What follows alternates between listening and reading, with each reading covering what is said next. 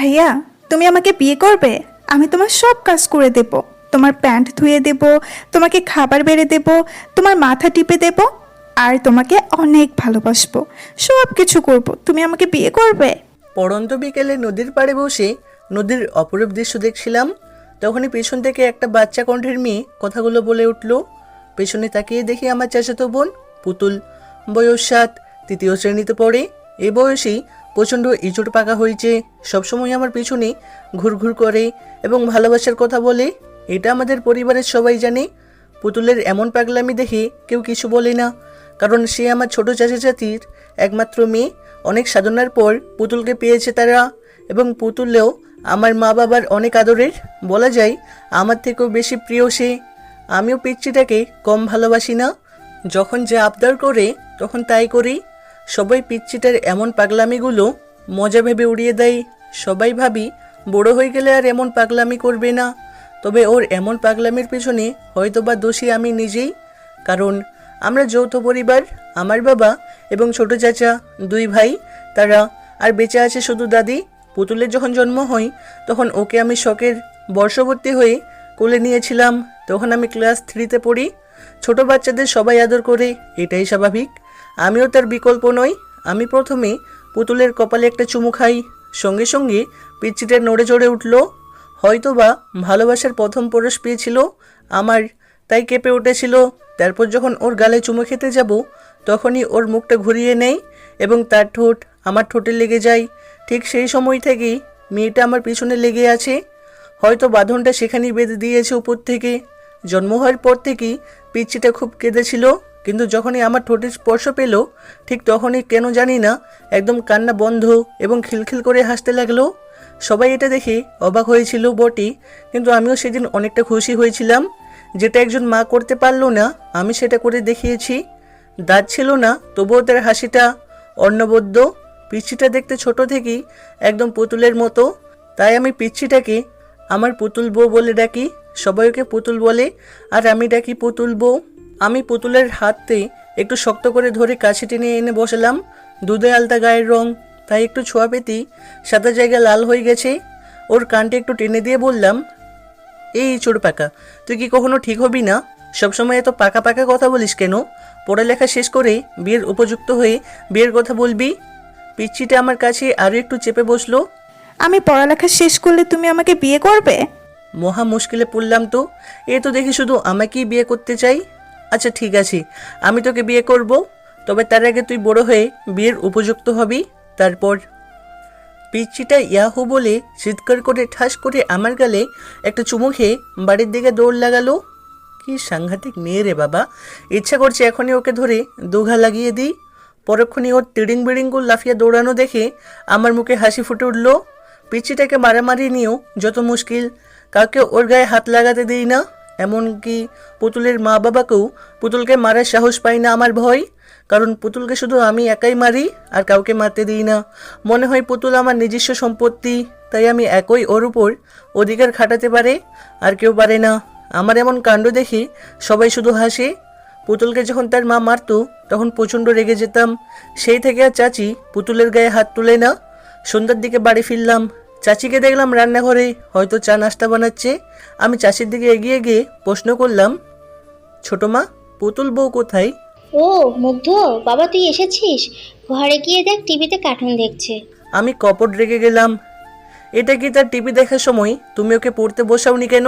আমার কি সে সাধ্য আছে যে ওকে পড়াতে বসাবো? একমাত্র তুই তো পারিস। দাঁড়াও, ওর কান দুটো আমি মলে দিচ্ছি। এটা বলে আমি ছোট চাচির ঘরে গেলাম। ঘরে গিয়ে তো আমি অবাক, কারণ পুতুল টিভি না দেখে বই নিয়ে পড়তে বসেছি। হয়তো আমার উপস্থিতি টের পেয়েছে। মেয়েটা আমাকে প্রচুর ভয় পায়। পুতুল আমাকে দেখে আহ্লাদি কণ্ঠে বলল, ভাই, আমার জন্য চকলেট নিয়ে এসেছো? পিচ্চিটার সব আবদারগুলোর মধ্যে অন্যতম একটা আবদার হলো তার চকলেট চাই। পড়া শেষ করে রাতে ডিনারের পর চকলেট পাবি, তুই পড়তে থাক, আমি হাত মুখ ধুয়ে আসছি। এই বলে আমি আমার রুমে এসে হাত মুখ ধুয়ে নিলাম। তারপর আবার ছোট চাচির ঘরে গেলাম বই নিয়ে। আমিও পড়ি এবং পিচ্চিটাকেও পড়াই। আমি এবার 9ম শ্রেণীতে পড়ি। আমি গিয়ে পড়ার টেবিলে বসলাম। পিচ্চিটাও সুরসুর করে আমার কাছে আসলো। পুতুল বউ, তোকে কালকে একটা কবিতা মুখস্থ করতে বলেছিলাম না, মুখস্থ হয়েছে? পিচ্চিটা মাথা বাঁকিয়ে উত্তর দিল, হ্যাঁ ভাইয়া, মুখস্থ হয়েছে। তাহলে এখন সেটা না দেখে খাতায় লিখে দে আমাকে। ঠিক আছে ভাইয়া। পিচ্চিটা কবিতা লিখতে দিয়ে আমি অঙ্ক কষতে লাগলাম, কিন্তু কিছুতেই অঙ্কটার সমাধান করতে পারতেছি না। খানিকক্ষণ পর মা আর ছোটো মা নাস্তা নিয়ে আসলো। ছোটো মাকে দেখার সঙ্গে সঙ্গে বললাম, দেখো না ছোটো মা, আমি কিছুতেই অঙ্কটা মেলাতে পারছি না, একটু বুঝিয়ে দাও না।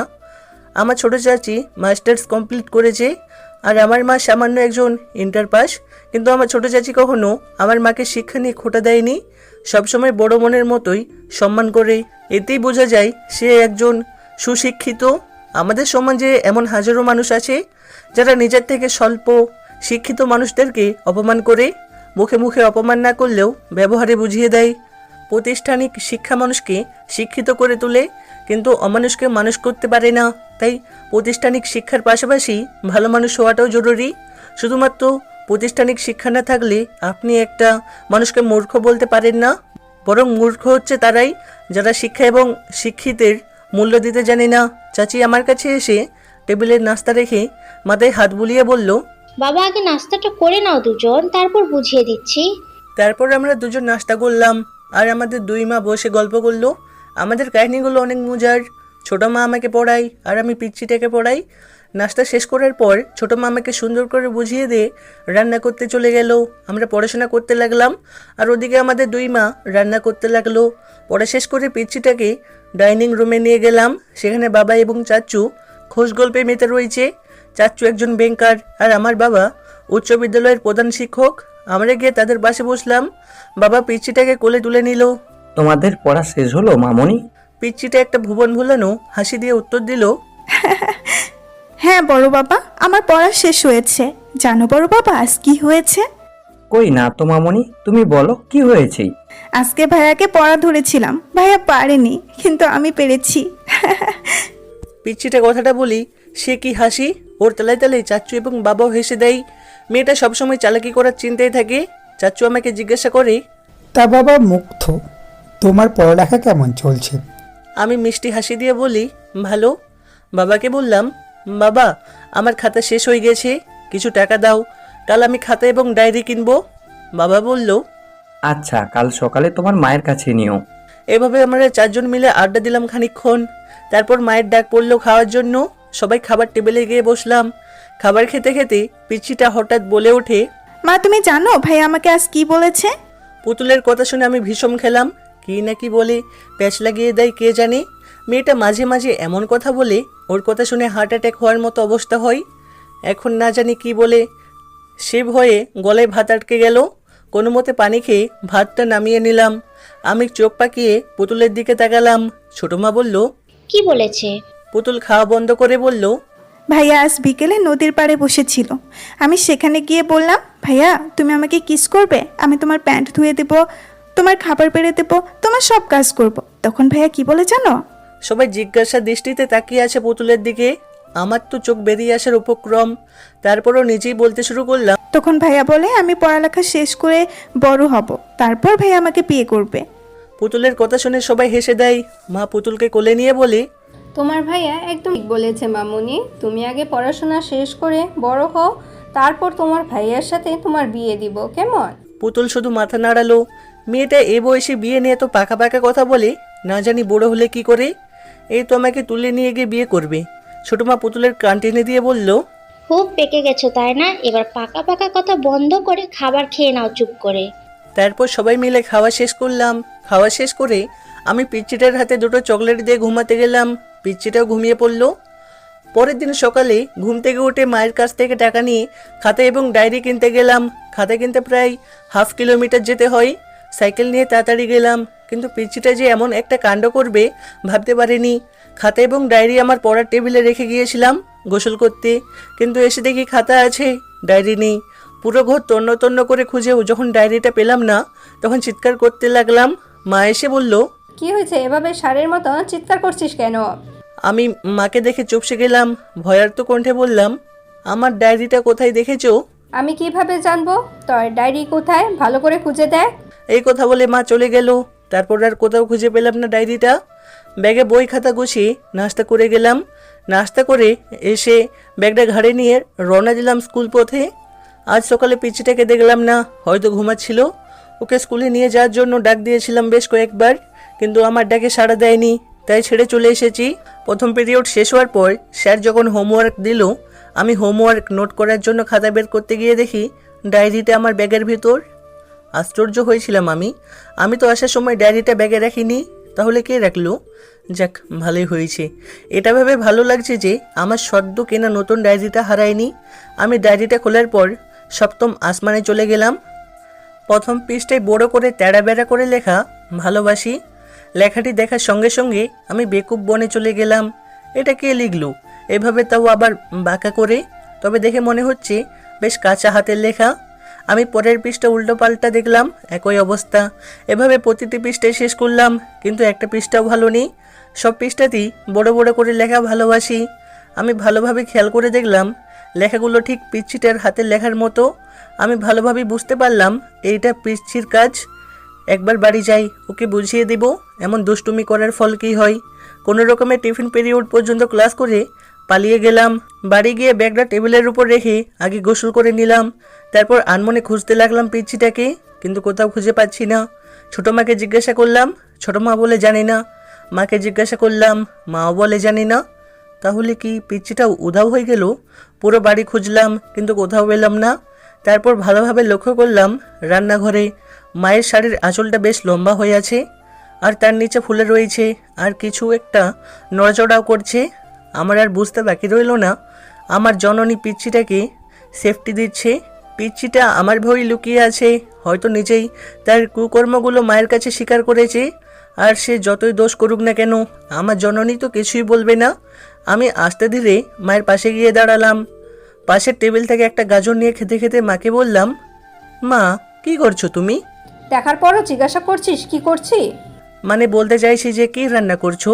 আমার পুতুল সোনা গাজরের হালুয়া খেতে চেয়েছে, তাই হালুয়া রান্না করছি। এমন বজ্জাত মেয়েকে ঘটা করে হালুয়া খাওয়ানোর কি আছে?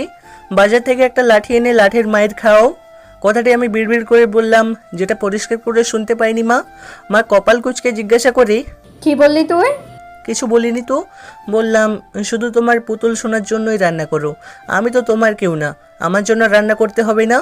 এমনভাবে বলছিস যেন তোকে রেখে শুধু একাই পুতুলকে দেই, তাই না? তুই তো বেশি খাস, তারপরও হিংসা করিস। যা, এমনভাবে আমার মান সম্মানকে প্লাস্টিক বানিয়ে দিল। না, কথার প্রসঙ্গ চেঞ্জ করতে হবে, আর যত তাড়াতাড়ি হোক কৌশল করে পিচ্ছিটাকে বের করতে হবে। ওকে তো আর জোর করে মায়ের আঁচল থেকে বের করতে পারবো না। বুদ্ধি করতে লাগলাম কি করা যায়। পেয়েছি। মা জানো পুতুল বইয়ের জন্য কি নিয়ে এসেছি? কি এনেছিস? স্কুল থেকে আসার সময় ওর জন্য এক ব্যাগ চকলেট নিয়ে এসেছি, কিন্তু ওকে তো খুঁজেই পাচ্ছি না। যাই হোক, চকলেটগুলো ফেরত দিয়ে আসি। কেল্লা ফতে, ব্যাস কাজ হয়ে গেছে। চকলেটের কথা শোনার সাথে সাথেই এক লাফ দিয়ে মায়ের শাড়ির আঁচল থেকে বেরিয়ে আসলো আর বলতে লাগলো, এই তো ভাইয়া, আমি এখানে, আমাকে চকলেট দাও। পুতুল বুঝতে না পারলেও মা আর ছোটো মা বেশ ভালোভাবে বুঝতে পেরেছে এটা পুতুলকে ধরার জন্য আমার একটা টোপ ছিল। এদিকে হাসতে হাসতে ছোটো মার অবস্থা শেষ। ছোটো মা হাসতে হাসতে পুতুলকে বলল, অবশেষে ধরা পড়লে ফাঁদে, এবার ঠেলা সামলাও। আমি পুতুলের হাত ধরে বললাম, চকলেট খাবি তাই না? হ্যাঁ খাবো, দাও। চল আমার ঘরে, সেখানে তোকে অনেক যত্ন করে চকলেট খাওয়াবো। লাফাতে লাফাতে আমার ঘরে আসলো। তারপর দরজাটা লাগিয়ে দিয়ে শুরু হয়ে গেল ধূপধাপ শব্দ। মায়ের হবে, কোনো আওয়াজ হবে না। কিছুক্ষণ পর দরজা খুলে দিলাম। পিচিটা হাওমাও করে কাঁদতে কাঁদতে চলে গেল ঘরে। এখন ঘরে গিয়ে শুয়ে শুয়ে কান্না করবে। মা আমাকে বকলো কিছুটা, একটা থাপ্পড়ও মেরেছে। তারপর আমি খাবার না খেয়ে ঘুমিয়ে পড়লাম। বিকেলে ঘুম থেকে উঠে দেখলাম পিচিটা নাকি কিছু খায়নি। বেশ খারাপও লাগলো আমারও, মনটা খারাপ হয়ে গেল।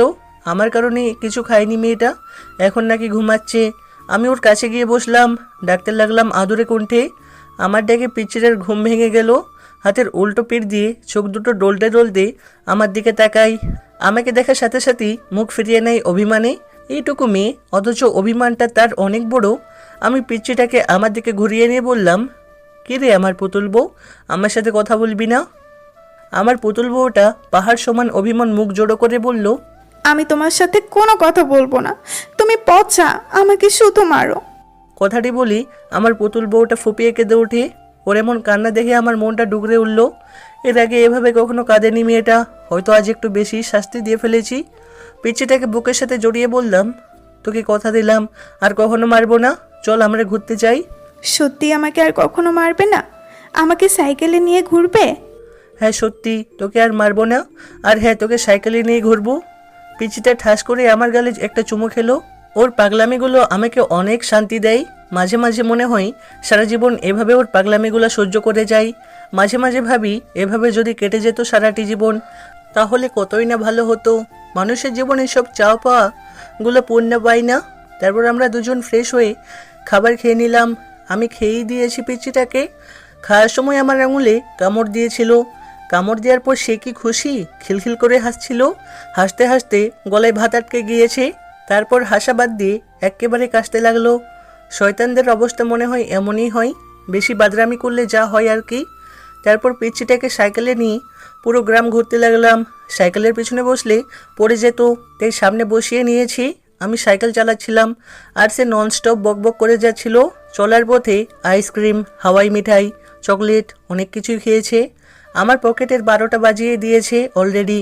ওর অভিমান ভাঙাতে গেলে আমার পকেটের 12টা বাজিয়েই সবসময়। সবশেষে আমার পুতুল বইয়ের আবদার হলো তাকে কাচের চুড়ি কিনে দিতে হবে। আমি ওকে বললাম, এখন কাচের চুড়ি কোথায় পাবো? আশেপাশে তো কোনো দোকান নেই।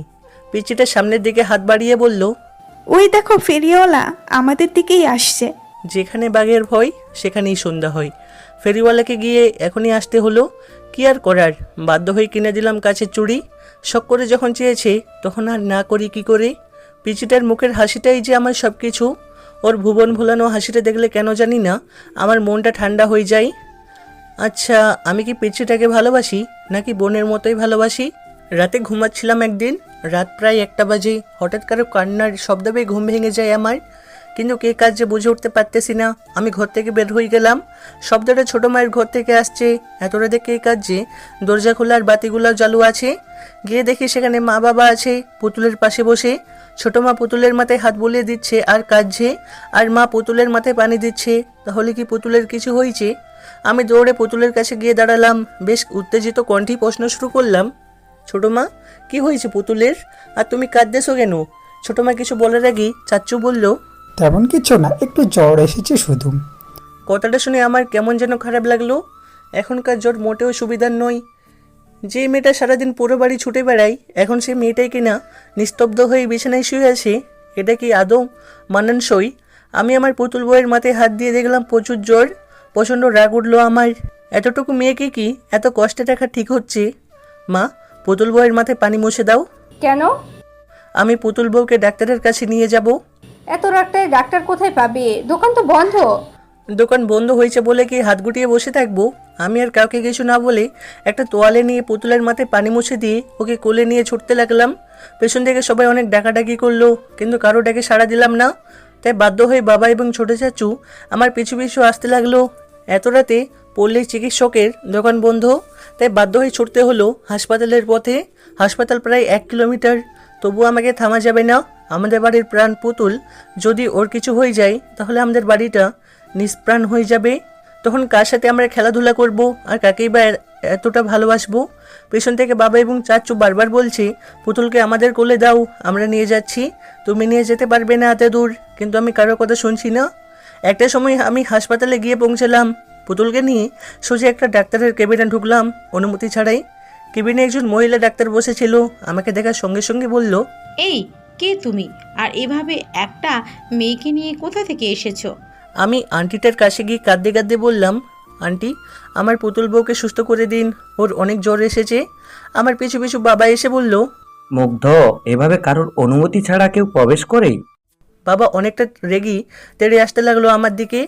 বাড়াবাড়ি ভালো, কিন্তু এতটা বাড়াবাড়ি করা ভালো না, যেটাকে লোকে আমাদের মন্দ বলে।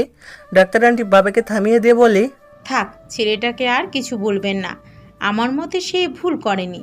সে হয়তো তার পুতুল বউকে খুব ভালোবাসে, তাই কুলকিনারা হারিয়ে ফেলেছে। এই ভালোবাসাটা মেয়েটির জন্য প্রয়োজন।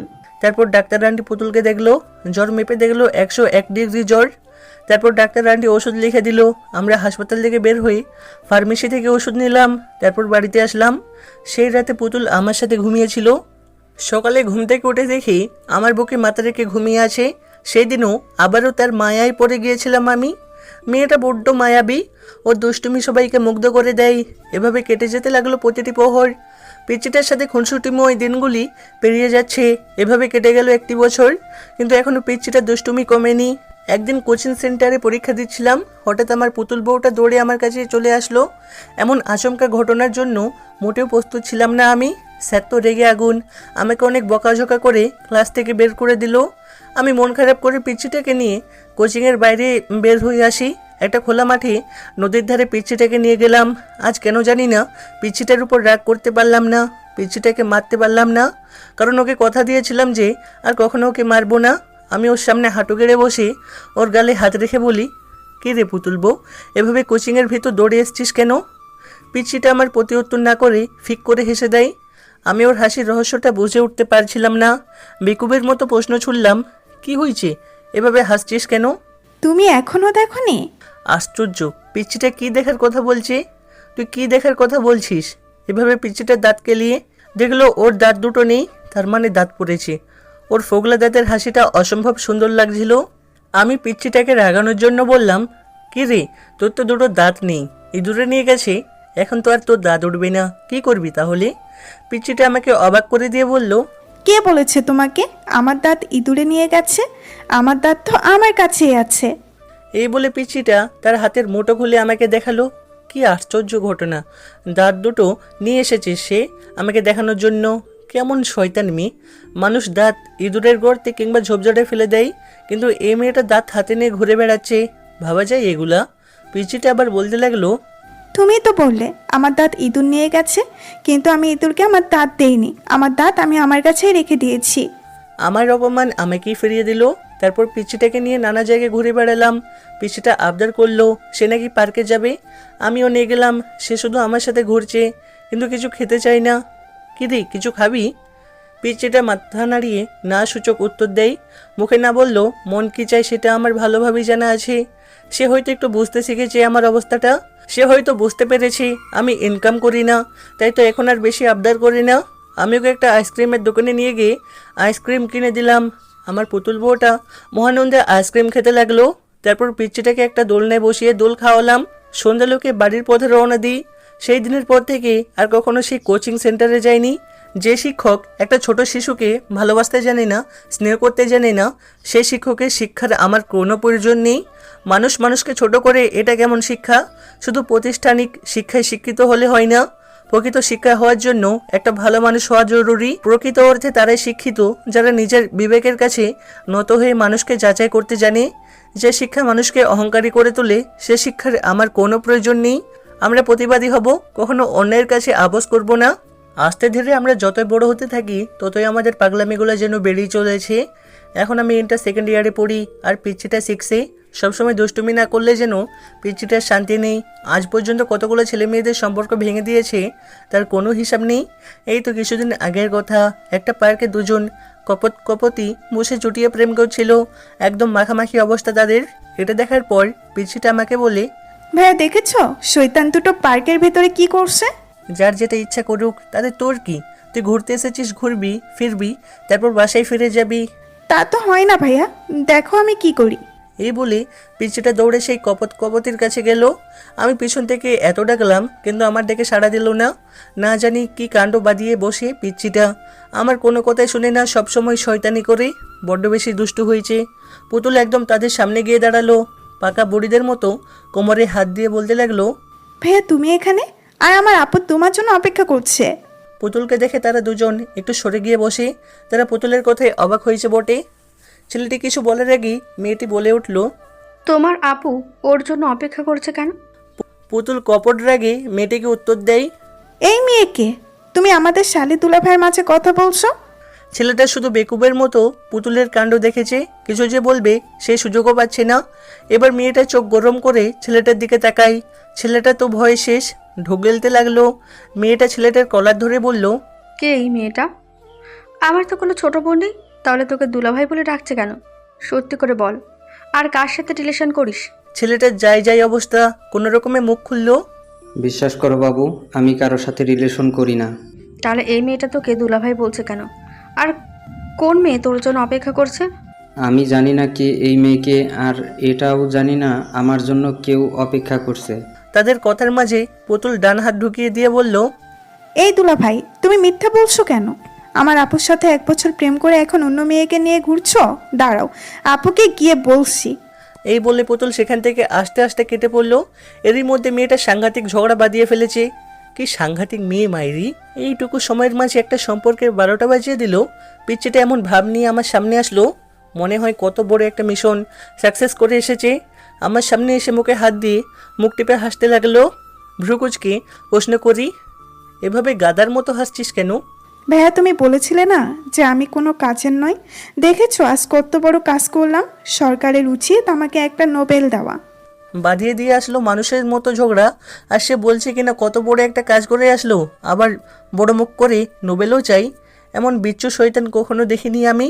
পিচ্চির কথা শুনে ফিক করে হেসে দিই। এটা দেখে সেই ছেলে মেয়ে দুটো আমাদের দিকে অবাক হয়ে তাকায়। ছেলেটা মেয়েটাকে বলে, ওই দেখো, ওরা দুজন হাসাহাসি করছে, তার মানে তারা ইচ্ছে করে আমাদের মাঝে ঝগড়া বাঁধিয়ে দিয়েছে। এটা বলি তারা দুজন আমাদের ধাওয়া করতে লাগলো। আমাদের রায় পাইকে কোনো রকমের পিচ্চিটার হাত ধরে দৌড়। এই পিচ্চিটার জন্য কোথাও গিয়ে শান্তি নেই, কোনো না কোনো কাণ্ড ঘটাবেই। কোনো রকমে প্রাণ বাঁচিয়ে পালিয়ে এসেছি। এর কিছুদিন পর ঘরে বসে ফোনে গেমস খেলছিলাম। পিচ্চিটা কোথা থেকে যেন আসলো, খুব সাজুগুজু করে, মনে হয় কোনো অনুষ্ঠানে যাবে। ভাইয়া দেখো তো আমাকে কেমন লাগছে। আমি গেমের মধ্যেই মনোনিবেশ করে বললাম, অনেক সুন্দর লাগছে। ওফ, ফোনটা রাখো তো। আমি ফোনটা পাশে রেখে পিচ্চিটার দিকে তাকালাম। আচ্ছা রাখলাম, এবার বল কি বলবি? শুনেছো পাশের এলাকায় নাকি একটা মেয়ের বিয়ে?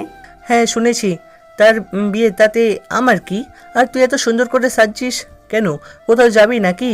সেই বিয়ের বাড়িতে যাব বলেই তো সেজেছি। পিচ্চিটার কথা শুনে আমার চোখ দুটো একদম রসগোল্লার মতো হয়ে গেল। বিনা দাওয়াতে কেউ কীভাবে বিয়ের বাড়িতে যায়? কিন্তু তারা তো আমাদের দাওয়াত করেনি, বিনা দাওয়াতে কীভাবে যাবি? বিনা আমন্ত্রণে দাওয়াত খাওয়ার যে কি মজা তা তুমি বুঝবে না। এখন সুন্দর দেখে একটা পাঞ্জাবি পরে নাও তো। কি সাংঘাতিক কাহিনী!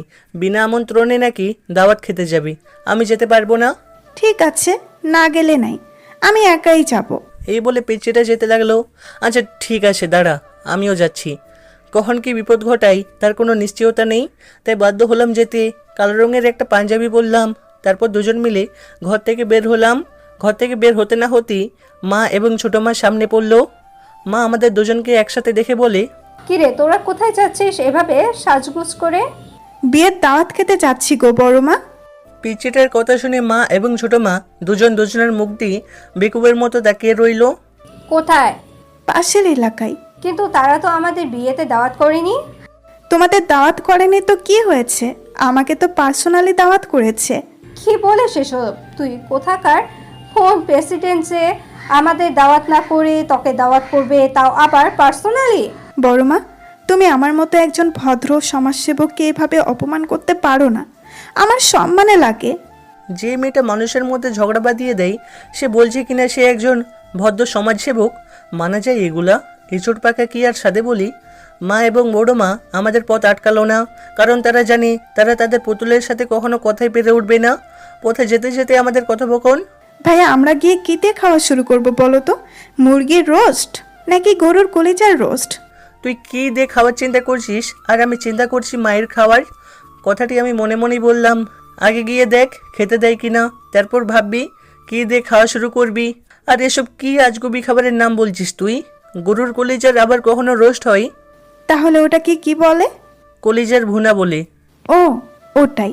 আমাদের খেতে দেবে কিনা সেটাই জানা নেই, আর সে কিনা কী দিয়ে খাওয়া শুরু করবে সে চিন্তা করছে। আজ তো কপালে মায়ের আছে বিনা দাওতে বিয়ে বাড়িতে যাওয়ার জন্য। ভাইয়া কি বলছো অমন বিড়বিড় করে? ভাবছি রে বুড়ি। কি ভাবছো? এটাই ভাবছি যে 40 দিন পর আমাদের 40-এ কে খাবে। এবার কথা না বলে চুপচাপ চল। পিচ্চিটা হয়তো আমার কথার মানে বুঝতে পারেনি, তাই চুপচাপ হাঁটা ধরলো। আজ আমার প্রথম অভিজ্ঞতা হবে বিনা আমন্ত্রণে দাওয়াত খাওয়ার। না জানি কপালে কি আছে, পিচ্চিটা নিজেও মরবে আর আমাকেও মারবে। ভাগ্য করে পেয়েছিলাম এমন একটা পুতুল বউ যে সবসময় আমাকে বিপদে ফেলার চিন্তা ভাবনা করে। বিনা দাওতে বিয়ে বাড়িতে এসেছি তো ঠিকই, কিন্তু কপালে যে কি আছে তা একমাত্র আল্লাহই জানি। কিরে, বিয়ে বাড়ি তো চলে আসলাম, এবার কোন পরিচয়ে ঢুকবি? বরপক্ষ নাকি? আমার কথা শেষ না করতেই পিচ্চিটা বলে উঠল, না না, ভুলেও বরপক্ষের কথা বলা যাবে না, কারণ বরপক্ষ তো এখনো আসেনি। যদি বরপক্ষের কথা বলি তাহলে তো পাবলিক আমাদেরকেই ধুলাই দিবে। এইটুকু মেয়ের মাথায় কি বুদ্ধি! আমাদের দুজনের কথোপকথনের মাঝে হঠাৎ একজন লোক আসলো। তোমাদেরকে তো আগে কখনো দেখিনি। কে তোমরা আর কোন পক্ষ থেকে এসেছো? আমার গুরু যেহেতু আমার পুতুল বউ, সে সব সময় আমার আগে আগে যাই, তাই এবারও সে নিজেই উত্তর দিল। আমাদের চিনবেন কিভাবে? আগে কখনো দেখেননি তো, তাই। আর আমরা কোনে পক্ষের লোক। কিন্তু তোমাদের দাওয়াত করেছি বলে তো আমার মনে হয় না। আঙ্কেল মনে হবে কিভাবে আপনি?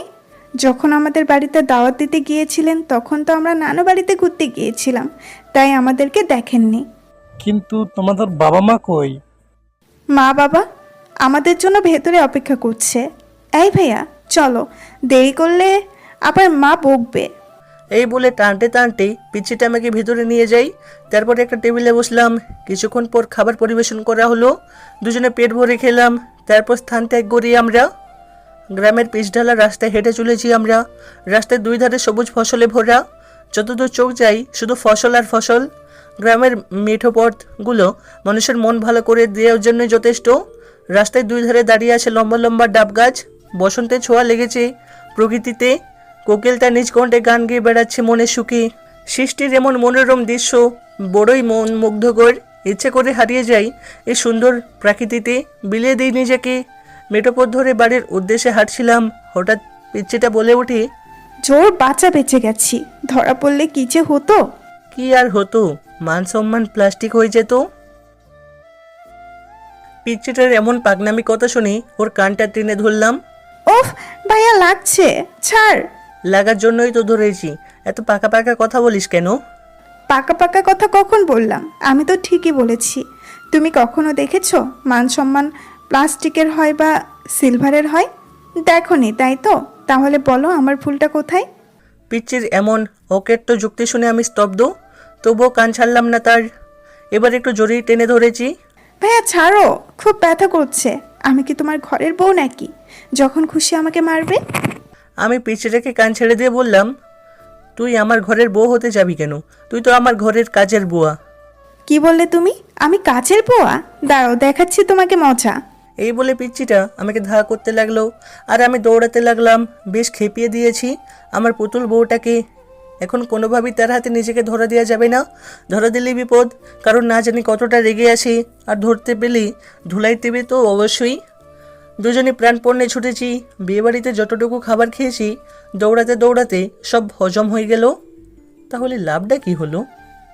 আজ আমার পরীক্ষার রেজাল্ট দিয়েছে। ঘরে মন খারাপ করে বসে আছি আমি। এমন সময় পিচ্চিটা আসলো আমার ঘরে। এসে বলে, ভাইয়া তোমার তো আজকে রেজাল্ট দিয়েছে, কিন্তু তুমি মন খারাপ করে বসে আছো কেন? পুতুল আমার মন খারাপ আছে, আমাকে একটু একা থাকতে দে, তুই যা। পুতুল কিছু না বলেই চলে গেল। ড্রয়িং রুমে মা এবং ছোট মা বসে গল্প করছিল। সেখানে গিয়ে মাকে বলল, বড় মা তোমার ছেলে পরীক্ষায় ফেল করেছে। দুজনে বসে গল্প করছিল। পুতুলের এমন কথাই দুজনেই চমকে ওঠে। সবাই ভাবছে এত ভালো একটা স্টুডেন্ট কিভাবে ফেল করতে পারে, যে কিনা প্রতিবার প্রথম হয়, এবার সে ফেল করলো। মুগ্ধ ফেল করেছে, তোমাকে কে বললো? মা প্রশ্নটি করে। কেউ বলেনি, কিন্তু তোমার ছেলে তো মন খারাপ করে বসে আছে, আমি গেলাম। আমাকে বলে আমার মন খারাপ আছে, তুই যা, আমাকে একা থাকতে দে। মা আর কোনো কথা না বলে সোজা আমার ঘরে চলে আসে। এসে আমাকে একটা থাপ্পড় মারে। মায়ের এমন আচরণে প্রচণ্ড অবাক হয়ে যায় আমি। মা তো কখনো আমাকে অকারণে মারে না, তাহলে আজ কেন মারলো বুঝতে পারলাম না আমি গালে হাত দিয়ে মাথা নিচু করে শান্ত কণ্ঠে মাকে প্রশ্ন করি, মা তুমি আমাকে মেরেছো, তাদের কোনো সমস্যা নেই, কিন্তু মেরেছো কেন সেই কারণটা বলো। মা কপট রেগে গিয়ে ঝাঁঝালো কণ্ঠে বলে, তুই এত বড় একটা সত্যি আমাদের কাছে লুকিয়েছিস, আবার সাধু সেজে প্রশ্ন করিস কেন মারলাম? আমি যত মায়ের ব্যবহার দেখছি ততই অবাক হচ্ছি। আগে কখনো মায়ের আচরণ এমন হয়নি, কিন্তু আজ হঠাৎ মায়ের কী হলো যার কারণে এতটা বাজে ব্যবহার করছে আমার সাথে? তবে মায়ের এমন আকারণে বাজে ব্যবহার আমাকে খুব আঘাত করেছে। কোন সত্যটা লুকিয়েছি আমি তোমার কাছ থেকে, যার কারণে এতটা বাজে ব্যবহার করছো আমার সাথে? তুই যে ফেল করেছিস তা আমাদেরকে বলেছিস? এই কথাটা শুনে সপ্তম আসমান দেখে বললাম, আমি কখন ফিল করলাম? আর মাকে বা এই কথাটি কি বললো? মা এসব কথা কে বলেছে? পুতুল বলেছে। হাস পুতুল না বললে তো আমরা জানতে পারতাম না তোর এই ঘটনা। তারপর মা আরও কিছু বকা দিয়ে চলে গেল। আমি ঠাই দাঁড়িয়ে রইলাম। কিছুক্ষণ পর পুতুলের ডাক দিলাম। পুতুলও লক্ষ্মীর মেয়ের মতো আমার ঘরে আসে। আমি পুতুলের হাত ধরে বিছানায় বসলাম। তুই নাকি আমাকে বলেছিস যে আমি ফেল করেছি? তুমি মন খারাপ করে বসেছিলে, ভেবেছিলাম তুমি ফেল করেছো, তাই বলেছি। কিন্তু আমি তো ভাবিনি যে বড় মা তোমাকে মারবে। সরি ভাইয়া। পিচ্চিটার এমন অসহায় মুখ দেখে আমি আর রাগ করে থাকতে পারলাম না। তবুও বললাম, জানিস তো পুতুল, বেশি বাড়াবাড়ি কোনো কিছুতেই ভালো না। সেটা হোক ভালো কিংবা খারাপ, মজা করার একটা সীমা থাকে। শোন, তোকে একটা গল্প বলি। একটা রাখাল বনে ছাগল চড়াতে যেত। সে গ্রামের লোকেদের সাথে মজা করার জন্য বাঘে এসেছে বলে চিৎকার করতে লাগলো। রাখালের চিৎকার শুনে গ্রামের সবাই ছুটে আসলো তাকে সাহায্য করার জন্য। কিন্তু এসে দেখে সেখানে কোনো বাঘ নেই, উল্টো রাখাল হাসছে। এরপর আরও একবার রাখাল এভাবেই মজা করলো। গ্রামের লোকেরা ছুটে আসলো রাখালকে বাঁচাতে, কিন্তু রাখাল আবারও হাসতে লাগলো। এমনকি তৃতীয় দিন সত্যি সত্যি বাঘ চলে আসে এবং রাখাল প্রাণ বাঁচানোর জন্য চিৎকার করে সাহায্য চাইতে লাগলো। কিন্তু এবার গ্রামের লোকেরা মজা ভেবে সাহায্য করতে এগিয়ে আসেনি, বাঘ রাখালকে খেয়ে নেই। এই গল্পটি শুনি তুই কি বুঝলি? অকারণে মজা কর, আর আমাদের ঠিক না। অকারণে মজা করলে নিজেকেই বিপদে পড়তে হয়। এই তো ভালো মেয়ে। ভাইয়া, তোমার খুব লেগেছে তাই না? না রে পাগলি, লাগেনি। এ তো মায়ের ভালোবাসার পরশ ছিল, লাগবে কেন? এখন তুই যা। মা আমার যে গেলে থাপ্পড় মেরেছিল, পুতুল ঠাস করে সেই গেলে একটা চুমু খেয়ে চলে যায়। আমি বুঝি না এই মেয়েটির কাণ্ডগুলা, কখন কি করে বোঝা মুশকিল। এত বড় হয়ে গেছে এখন, তবুও দুষ্টুমি গেল না। বিশেষ করে ওর এমন পাগলামিগুলোর জন্যই ওর উপর বেশিক্ষণ রেগে থাকতে পারি না। বিকেলবেলা মন খারাপ করে ড্রয়িং রুমে বসেছিল মা। বাবা খুশি মনে বাজার থেকে মিষ্টি নিয়ে এসে বাড়িতে ঢুকলো। বাড়িতে ঢুকে মাকে দেখে মন খারাপ করে বসে রয়েছে। বাবা মায়ের পাশে গিয়ে বসলো। বাবা মিষ্টির প্যাকেট খুলে একটা মিষ্টি মায়ের দিকে এগিয়ে ধরে বলে, কি মেহনুমা, তুমি মন খারাপ করে বসে আছো কেন? আজ তো তোমার খুশি হওয়ার কথা, তা না করে তুমি মন খারাপ করে বসে আছো। এই নাও মিষ্টি খাও। মা মুখ গোমরা করে উত্তর দেয়। আর মিষ্টি কিসের জন্য খুশি হব বলো? মায়ের কথা শুনে বাবা কিছুটা অবাক হয়। কিসের জন্য খুশি হবে মানে? তোমার ছেলে পরীক্ষায় ফেল করেছে তার জন্য খুশি হব? বাবা মনে মনে ভাবছে, রেহনুমা, কি মাতাল হয়ে গেছো নাকি যে এসব আবল তাবল বকছো? তোমার ছেলে প্রত্যেকবারের মতো এবারেও GP5 পেয়েছে, আর তুমি বলছো তোমার ছেলে ফেল করেছে? তোমাকে কে বললো এই কথাটি? বাবার কথা শুনে মায়ের হার্ট অ্যাটাক করার মতো অবস্থা। তুমি কি বলছো আমাদের মুগ্ধ ফেল করেনি? তাহলে যে পুতুল বলল মুগ্ধ ফেল করেছে, তাই তো আমি ওকে গিয়ে বকাঝকা করলাম। ছেলেটা মন খারাপ করে না খেয়ে বসে আছে, আমি ওকে মেরেছি তবুও কিচ্ছুই বলেনি। আর আমি যে ওকে মারলাম, ও বলল না যে ওর রেজাল্ট ভালো করেছে? তা না করে মুখ বুজে সব সহ্য করে নিল। এটা তুমি অন্যায় করেছো, না জেনে কাউকে কিছু বলা ঠিক না। আর আমাদের পুতুল মামনি তো সবসময় মজা করে, ওর কথা তোমার সিরিয়াসলি নেওয়া ঠিক হয়নি। সত্যি ছেলেটার প্রতি অবিচার করেছি, না জানি কতখানি অভিমান করে আছে তার মায়ের উপর। আমাদের ছেলেকে আমি ভালোভাবেই চিনি, ওকে যতই শাসন করো না কেন, তুমি ওর মা। তুমি যদি ওর কপালে আদর করে একটা চুমু খাও, তাহলেই দেখবে ওর সব রাগ অভিমান নিমেষেই শেষ হয়ে গেছে। এখন নাও মিষ্টি মুখ করো, আমাদের একমাত্র ছেলে এত বড় বড় উপহার দিচ্ছে আমাদেরকে। মা এবং বাবা একে অপরকে মিষ্টি খাইয়ে দেয়। তারপর মা একটা মিষ্টি নিয়ে আমার ঘরে আসে। এসে দেখে আমি মন খারাপ করে টেবিলে মাথা নুয়ে বসে আছি। মা বেশ কয়েকবার ডাক দেয়, কিন্তু আমার কোনো সাড়া শব্দ নেই। মা চিন্তিত হয়ে একটু এগিয়ে আসে। আমার মাথা তুলে দেখি আমি কাঁদতে কাঁদতে ঘুমিয়ে গেছি, চোখের পানি শুকিয়ে গেছে। মা আমার চোখের পানি মুছে দিয়ে কপালে একটা ভালোবাসার পরশ এঁকে দেয়। মায়ের চুমু খাওয়ার সঙ্গে সঙ্গেই আমার ঘুম ভেঙে যায়। তাকিয়ে দেখি মায়ের চোখ দিয়ে পানি পড়ছে। আমি কখনো মায়ের চোখে পানি সহ্য করতে পারি না, কিন্তু এখন আমার জননী আমার সামনেই কাঁদছে। এটা আমার জন্য পৃথিবীর সবচেয়ে বড় কষ্টদায়ক একটা বিষয়। আমি মায়ের চোখের পানি মুছে দিয়ে বললাম, মা তুমি কাঁদতেছো কেন? কি হয়েছে তোমার? আমি তোর প্রতি অনেক বড় অবিচার করে ফেলেছি বাবা।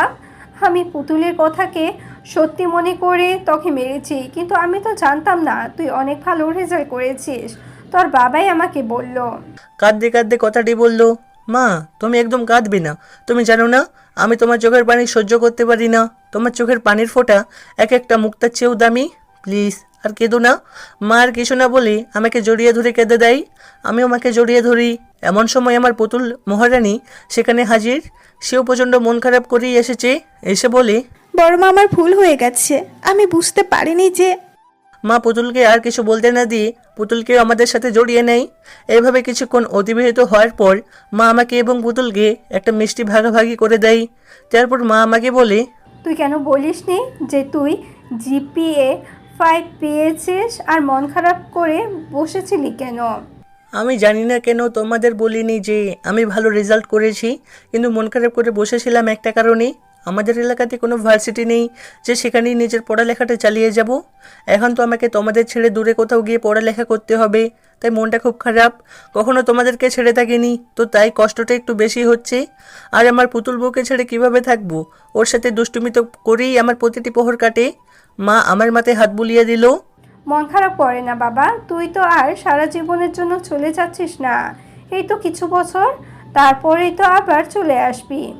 আমি আর কিছু বললাম না, মা চলে যাই। সেদিন রাতে ঘরে শুয়ে শুয়ে একটা গল্পের বই পড়ছিলাম। হঠাৎ ছোটো মা আমার ঘরে এসে আমার মাথার পাশে বসে আমার মাথাটা ছোটো মায়ের কোলে তুলে নেই। তারপর চুলে বিলি কাটতে শুরু করে। আমি কিছু বললাম না, চোখ দুটো পরম আয়েসে বন্ধ করে ছোটো মায়ের আদর খেতে লাগলাম। হঠাৎ ছোটো মা বলে ওঠে, বাবা মুগ্ধ। যখন ছোটো মা একা থাকে তখন আমি ছোটো মাকে শুধু মা বলেই ডাকি, আর যখন ছোটো মা এবং মা একসাথে থাকে তখন ছোটো মাকে ছোটো মা বলেই ডাকি। আমি চোখ দুটো বন্ধ রেখেই বলি, হ্যাঁ মা, বলো। আমার মেয়েটা তোকে খুব জ্বালায়, তাই না বাবা?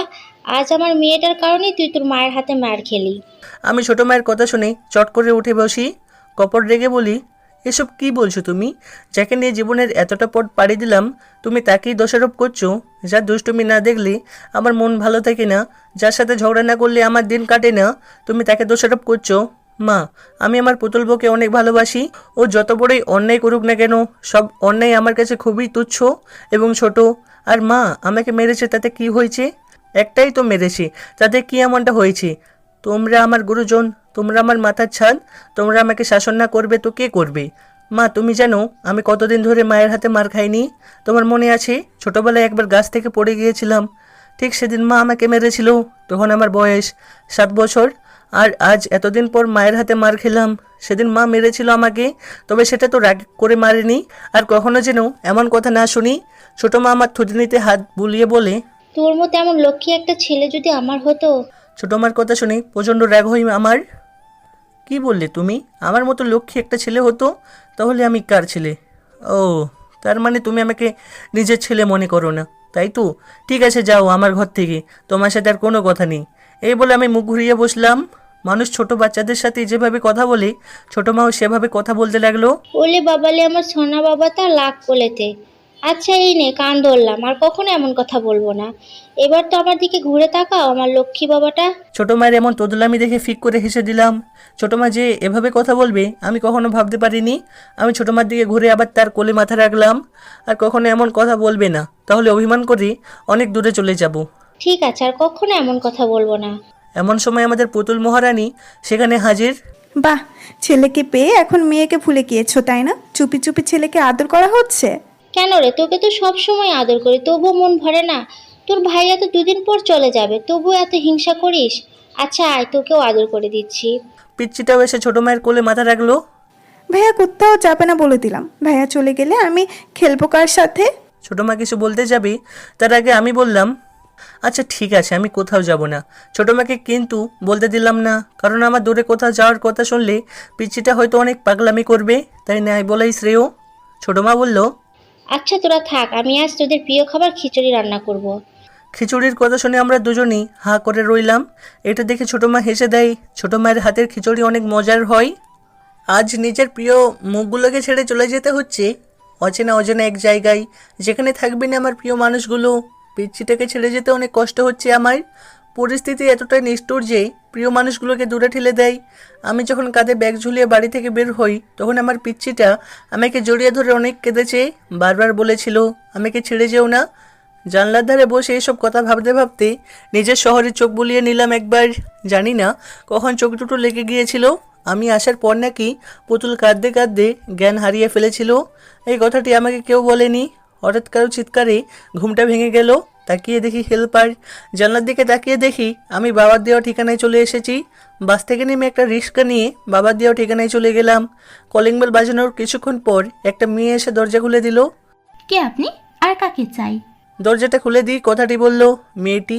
আমি শান্ত কণ্ঠে জবাব দিলাম, জি, আমি মুগ্ধ। এটা আসলাম চাচার বাড়ি না? মেয়েটি কিছু বলার আগেই বাড়ির ভিতর থেকে একটা শব্দ ভেসে আসলো। কে এসেছে রে মা? মেয়েটি আমাকে দরজায় দাঁড় করিয়ে রেখে উত্তর দিল, মুগ্ধ নামের একটি ছেলে এসেছে, তোমাকে খুঁজছে। আরে ওকে বাইরে দাঁড় করিয়ে রেখেছিস কেন? ভেতরে নিয়ে আয়। এবার মেয়েটি আমার দিকে তাকিয়ে বলল, চলুন ভেতরে, বাবা আপনাকে ডাকছে। আমি অনুমতি পেয়ে ভিতরে গেলাম। সোফায় একজন মহিলা এবং পুরুষ বসে আছে, সম্ভবত মেয়েটির বাবা মা হবে। আমি তাদের সামনে গিয়ে সালাম দিলাম। চাচার সালামের জবাব দিয়ে বলল, তা বাবা তুমি রায়হানের ছেলে মুগ্ধ? আমি মাথা নাড়িয়ে হ্যাঁ সূচক উত্তর দিলাম।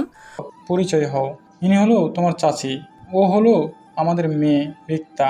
ভদ্র মহিলা এবং মেয়েটিকে দেখিয়ে দিয়ে বলল, মেয়েটি প্রথম থেকে আমার দিকে হিংসা ভরা দৃষ্টিতে তাকিয়েছিল। তবে কি মেয়েটির চোখে আমি বিষাক্ত কাটা হয়ে গেলাম? পরিচয় পর্ব শেষ করে চাচা আমাকে বলল, এখন গিয়ে হাত মুখ ধুয়ে একটু বিশ্রাম নিয়ে খাবার খেয়ে নাও। রিক্তা, মুগ্ধকে গেস্ট রুমে নিয়ে যাও। মেয়েটি আমাকে একটা রুমে নিয়ে গিয়ে এসে বাথরুম দেখিয়ে দিয়ে চলে গেল। আমি ব্যাগটা বিছানায় ছুঁড়ে মেরে বাথরুমে গিয়ে ফ্রেশ হয়ে নিলাম। তারপর বিছানায় শরীরটা এলিয়ে দিলাম। হঠাৎ শুনতে পেলাম, বাবা এই ছেলেটা কি আমাদের সাথে থাকবে? মানে হলো রীতা নামের মেয়েটি কথাটি বলল। আমার একটু বেশি কৌতূহল জাগলো মনে, তাদের কথোপকথন শুনবার। ছেলেটি আমাদের সাথেই থাকবে। কিন্তু বাবা ছেলেটাকে দেখে আমার সুবিধের মনে হচ্ছে না, তুমি ওকে অন্য কোথাও থাকতে বলো। কি বলছো এসব? ও আমার ছোটবেলার বন্ধুর ছেলে। ওর বাবা আমার জীবনে কতটা অবদান রেখেছে তা তোমাকে বলে শেষ করতে পারবো না। আর অচেনা শহরে ছেলেটা কোথায় যাবে? আমি এত কিছু জানি না, তুমি ওকে তাড়িয়ে দাও। কেন এমন পাগলামি করছো তুমি? আমার কাছে তো মুগ্ধকে খারাপ লাগছে না। এবার রিক্তার মা বলে ওঠে, তোমার মেয়ে তো ঠিকই বলেছে, এভাবে অচেনা একটা ছেলেকে বাসায় জায়গা দেওয়া মোটেও ঠিক হবে না। তাছাড়া সে তোমার বন্ধুর ছেলে বলে কি তোমাকে উদ্ধার করে দিয়েছে নাকি?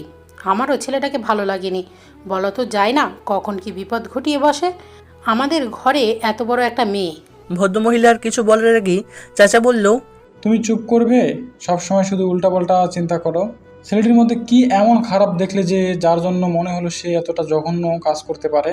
মানুষকে ভালোবাসতে শেখাও, তাহলেই না মানুষের মর্মটা বুঝবে। রিক্তা বলে ওঠে, বাবা তুমি ওকে অন্য কোথাও থাকতে বলো, না হলে আমি কিন্তু এখানে থাকবো না। এই কথা বলে রিক্তা চলে যায় তার ঘরে। ভদ্রমহিলাও আর থাকলো না। আমি ঘরে ঝুলানো ঘুরতে থাকা ফ্যানের দিকে তাকিয়ে নিজেকে বলতে লাগলাম, মানুষ কতটা বিচিত্র হতে পারে। তা না হলে এতটা অচেনা মানুষকে নিয়ে এতটা জঘন্য ভাবনা কীভাবে মনের মধ্যে পুষতে পারে। তাদের কথোপকথন শুনে আমার খুব একটা খারাপ লাগলো না, কারণ জীবনে যতটুকু পথ পাড়িয়ে দিয়েছি এতে পৃথিবীর মানুষের সম্পর্কে বেশ ভালোই ধারণা পেয়েছি। পৃথিবী যতটা অদ্ভুত তার থেকেও বেশি অদ্ভুত এই পৃথিবীতে বসবাস মানুষেরা। আমি বুঝে গিয়েছি এখানে আমার থাকা হবে না, আর থাকলেও খুব সংগ্রাম করে থাকতে হবে। আর আমার মনে হয় এই সংগ্রামের কোনো মানেই হয় না। মাঝে মাঝে কিছু জায়গায় প্রতিবাদ না করাই ভালো। এতে বোঝা যায় কোনটা মুখোশধারী মানুষ আর কোনটা ভালো মানুষ। আমি মুঠো ফোনটি হাতে নিয়ে মাকে কল করলাম। দুবার রিং বাজতেই কলটা রিসিভ করলো। আমি কিছু বলার আগেই মা বলল, তুই ঠিকভাবে পৌঁছে গিয়েছিস তো বাবা? যেতে কোনো অসুবিধা হয়নি তো? মায়ের কথা শুনে নিঃশব্দে একটা মুচকি হাসি দিলাম।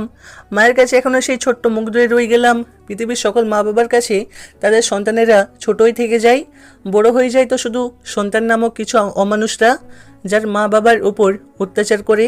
হ্যাঁ মা, আমার আসতে কোনো অসুবিধা হয়নি। বাড়ির সবাই কেমন আছে মা? সবাই ভালো আছে, কিন্তু পুতুল কেঁদেই চলেছে, কাঁদতে কাঁদতে জ্ঞান হারিয়ে ফেলেছিল একবার। কথাটি শুনে আমার হাসি মুখটা মলিন হয়ে গেল। ভাঙা কণ্ঠে বললাম, কি বলছো এইসব? পুতুল জ্ঞান হারিয়ে ফেলেছে আর তোমরা আমাকে বলনি? বললে কি হতো? চিন্তা ছাড়া কি আর কিছু করতে পারতে? এখন কি করছে? এখন একটু ঘুমিয়েছে। আচ্ছা মা, বাবা কোথায়? এই তো আমার পাশে, নে কথা বল। এই বলে মা বাবার হাতে ফোনটি দিল। হ্যাঁ বাবা বল, কি খবর তোর? ভালো। বাবাকে কিছু বলতে গিয়ে আটকে গেলাম। কিরে কিছু বলবি? বাবা আমি এখানে থাকতে চাই না। কেন? বাবা আমি এখানে থাকতে পারবো না, এদের বাসা আমার পছন্দ হয়নি। তাহলে তোর আঙ্কেলকে বল একটা বাড়ি দেখতে। ঠিক আছে বাবা। তারপর টুকিটাকি কথা বলে কল কেটে দিলাম। যাক, একটা ব্যবস্থা হয়ে গেল। কিছুক্ষণ পর রিক্তা ডাকতে এলো খাবার খাওয়ার জন্য। আমি কিছু না বোঝার ভান করে খাবার খেতে গেলাম। তোমার বাবা বললো তুমি নাকি আমাদের সাথে থাকবে না। কেন বাবা, এখানে কি তোমার অসুবিধা হবে? খাবার খাওয়ার সময় চাচা কথাটি বলল, না চাচা, কোনো সমস্যা নেই। তাহলে যে তোমার বাবা বললো তুমি এখানে থাকবে না? আসলে আমি একলা থাকতে একটু বেশি পছন্দ করি তো, তাই এর জন্য বাড়িতেও কেউ আমাকে বেশি ডিস্টার্ব করতো না। আচ্ছা, যেমনটা তোমার ইচ্ছা। তারপরে সবাই খাওয়া দাওয়া শেষ করলাম, কিছু সময় বিশ্রাম নিলাম। তারপর আমি, রিক্তা আর চাচা বের হলাম বাসা দেখার জন্য। তাদের পাশেই বাসাটা, একলা মানুষ, তাই বেশি দেখাশোনা করলাম না। সন্ধ্যার মধ্যে সব কিছু গোছগাছ করে নিলাম। আমার পুতুল বউয়ের সাথে কথা বলবো বলে কল দিলাম মাকে। মা বলল, বাবা, তোর বাড়ি পছন্দ হয়েছে? হ্যাঁ মা, হয়েছে। আচ্ছা মা, পুতুল কি এখনো ঘুমাই? না, ঘরে বসে আছে মন খারাপ করে। আচ্ছা, ফোনটা পুতুলকে দাও। মা পুতুলের কাছে গিয়ে বলল, পুতুল মামনি, তোমার ভাইয়া ফোন করেছে, তোমার সাথে কথা বলবে। না, আমি কথা বলবো না।